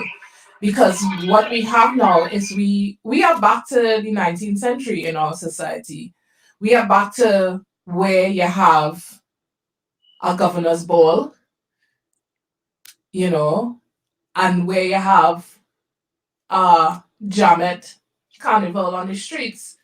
So so there's the governor's ball, which is the all inclusive, ultra inclusive, exclusive, right? The VVVVVVIP, right? The people who are walking around with their arms, with bands from all the feds that they've gone to up to their elbow, because that is some kind of symbol of, one, their stamina, and two, how much money they have to be able to afford 90 feds in 3 days. So there is that format which does not acknowledge Carnival as a space where people are creating, where people are working hard every day and every night. I know so many of those people who have not slept in weeks because they, and it's not just about the people who make the costumes either, it's about the parents who are out there with their children. It's about the people who driving you to and from. It's about the person who making the nuts so that you have something to eat. It's about all of those little people, those invisible people who you don't see on the stage, but they are crucial to this movement of people, this mass of people that moves through the world. Because it's not just about Trinidad, it's about the whole world. Anywhere you have 2 or 3 Trinis gathered, you have a Trinidad style carnival. And it starts most of the time with Juve, right? Because Juve is that ultimate moment of freedom. Juve is a living canvas. Juve is democratization of the idea of beauty. It's so many things. But I've lost my train of thought because I haven't slept well. But the role of the Jamet, to get back to that point, the role of the Jamet is to create spaces of inclusion. Because ultimately the governor's ball is not for us, right? And so if the governor's ball is not for us, what we doing? And we have to, if you consider yourself a Jamet, or you consider yourself below, not of that, right? Where do you find your space, and who do you find your space with? And how do you articulate that space? And there are people doing really amazing things that don't get seen necessarily, but they're there and they're doing the work. They're there and they're doing the work. Last night in Skinner's Park, there was stick fight, and there's a lot of tension now in terms of the evolution of how the thing goes, and that's important for that to happen. It's important for it to to go back into the communities, to go back away from the formulaic safeness of the national competition, and to go back into the communities, into the community guiles, and start to root our young people in a different kind of understanding of themselves, understanding of their bodies, understanding of their aggression, and this is the work of people like the Boa Academy, who are trying to use that, use the fact that we have this martial tradition. And in every civilization, you have martial tradition, you have ritual violence. Because we, as human beings, we have a natural tendency to aggression. And so if you have a safe space where that aggression can be expressed, then you don't have the outbursts of aggression that are kind of terrifying us all right now. And so we need to find a way to use those jamet forms, right? So the pan is also too a very, very important part of that. And just think about the history of the pan and where the pan came from young boys who, they weren't given any MacArthur grant, they weren't given any, Guggenheim Fellowship or anything like that. They were just fellas who saw something else. They were chemists, they were alchemists, they were ironsmiths, they were magicians, they were scientists, they were physicists who took an idea and made it into something that is capturing the world. And this is our legacy, and we need to find a way for us to articulate that legacy in a way that it really captures the minds of our young people. So it's not just about something that you're doing. You're just doing it because, well, that's what we come and meet.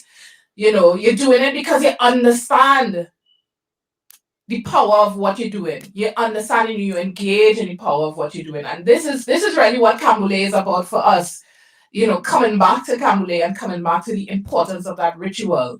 When we start Cambule rehearsals, the first thing that we do is we sit down and talk to them about what they know of their history, what they know about Port of Spain, and different people, what they know about different people are part of it. So what do you think, for people who have not necessarily been a part of it before, what are some of the biggest gaps that you see in terms of the knowledge base, be it actual knowledge or just focus on sensibility about it and all that? I mean, it's interesting. I mean, just to switch back, that Marshall and Bungie have sung this song, Busted, which is an amazing song.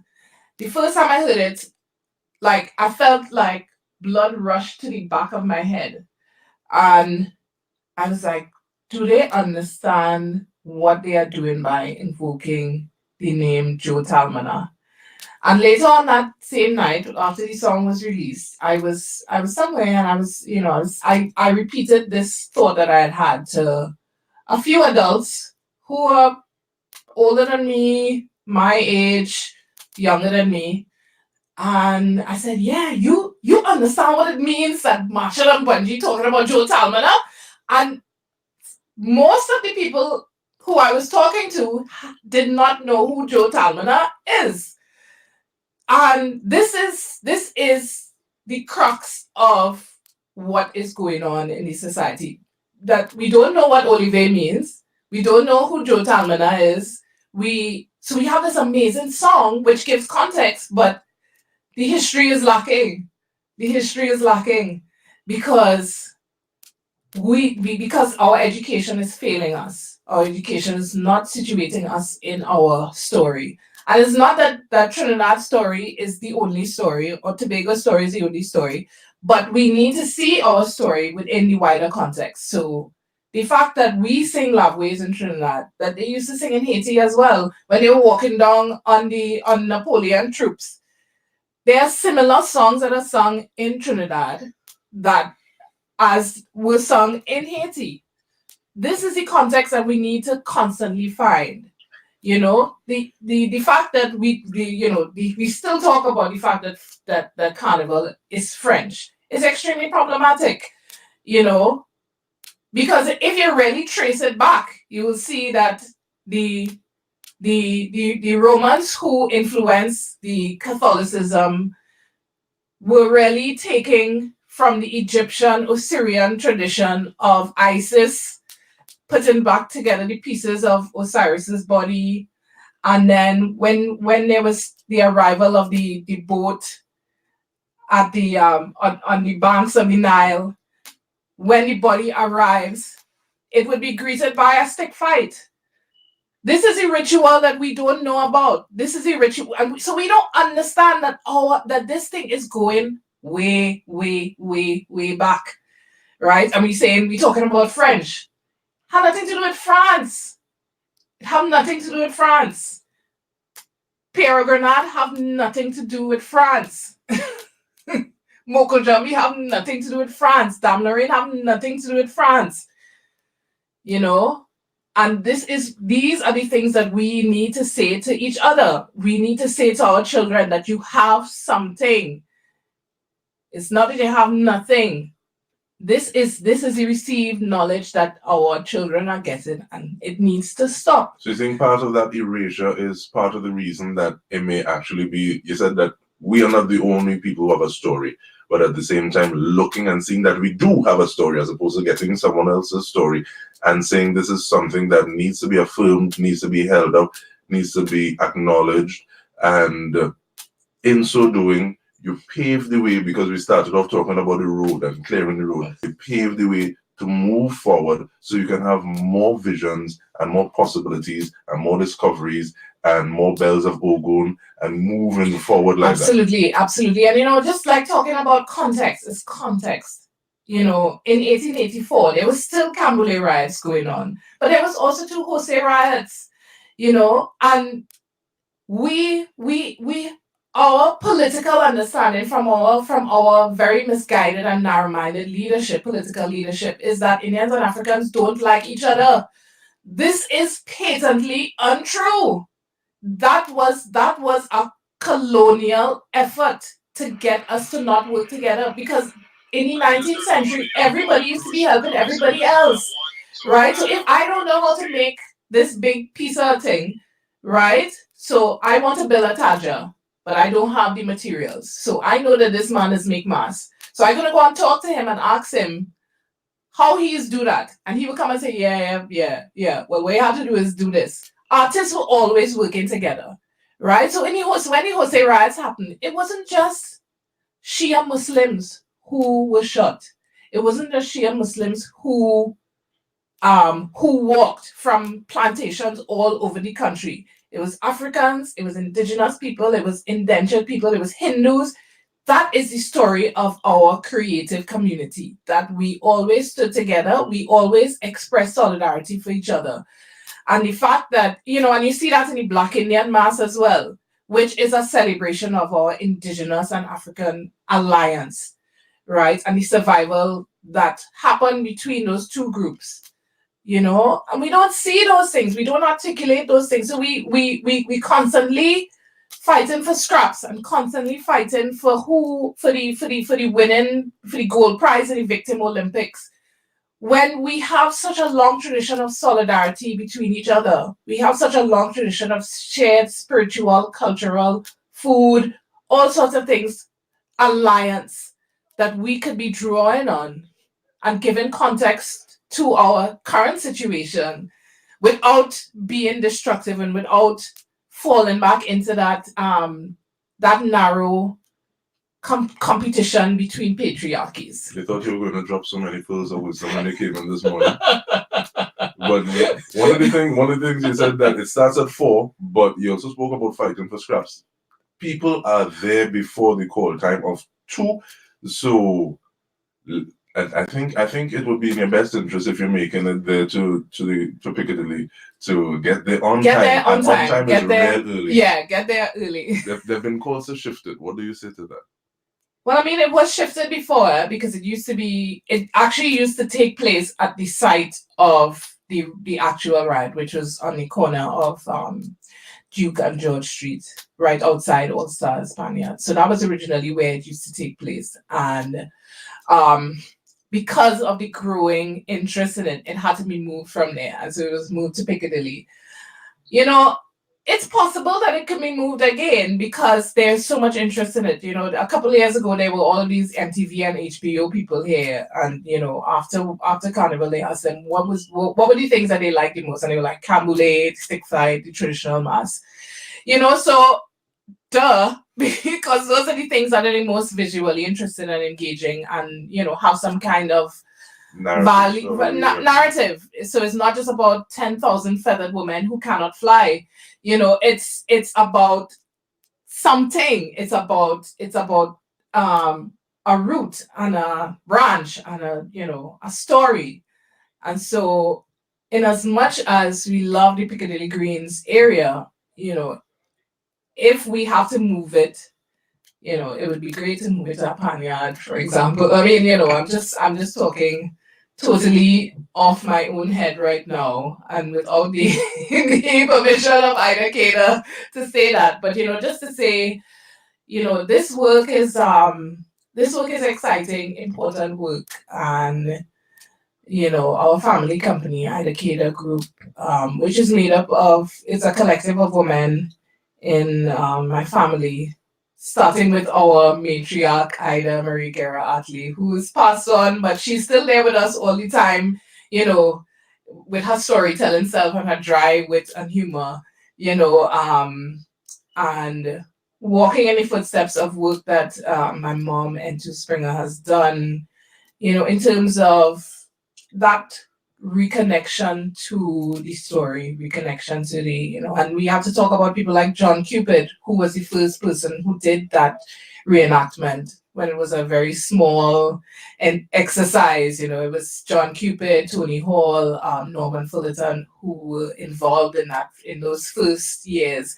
And because of my mom's involvement, you know, because my mom's involvement in the regional carnival committee of NCC for years, you know, she was like, look, let me write a script, and you know, and so it's evolved from there, you know, and we've seen so many amazing young people come forward. We have lots of students from DCFA who are taking part in the production this year. We have Wassa Foley. We have, it's as usual, it's an amazing experience where we get to inspire 15, 20 young people to understand their history and understand their story. You know, like the first day we had a reading, and these young women are like, they just on it.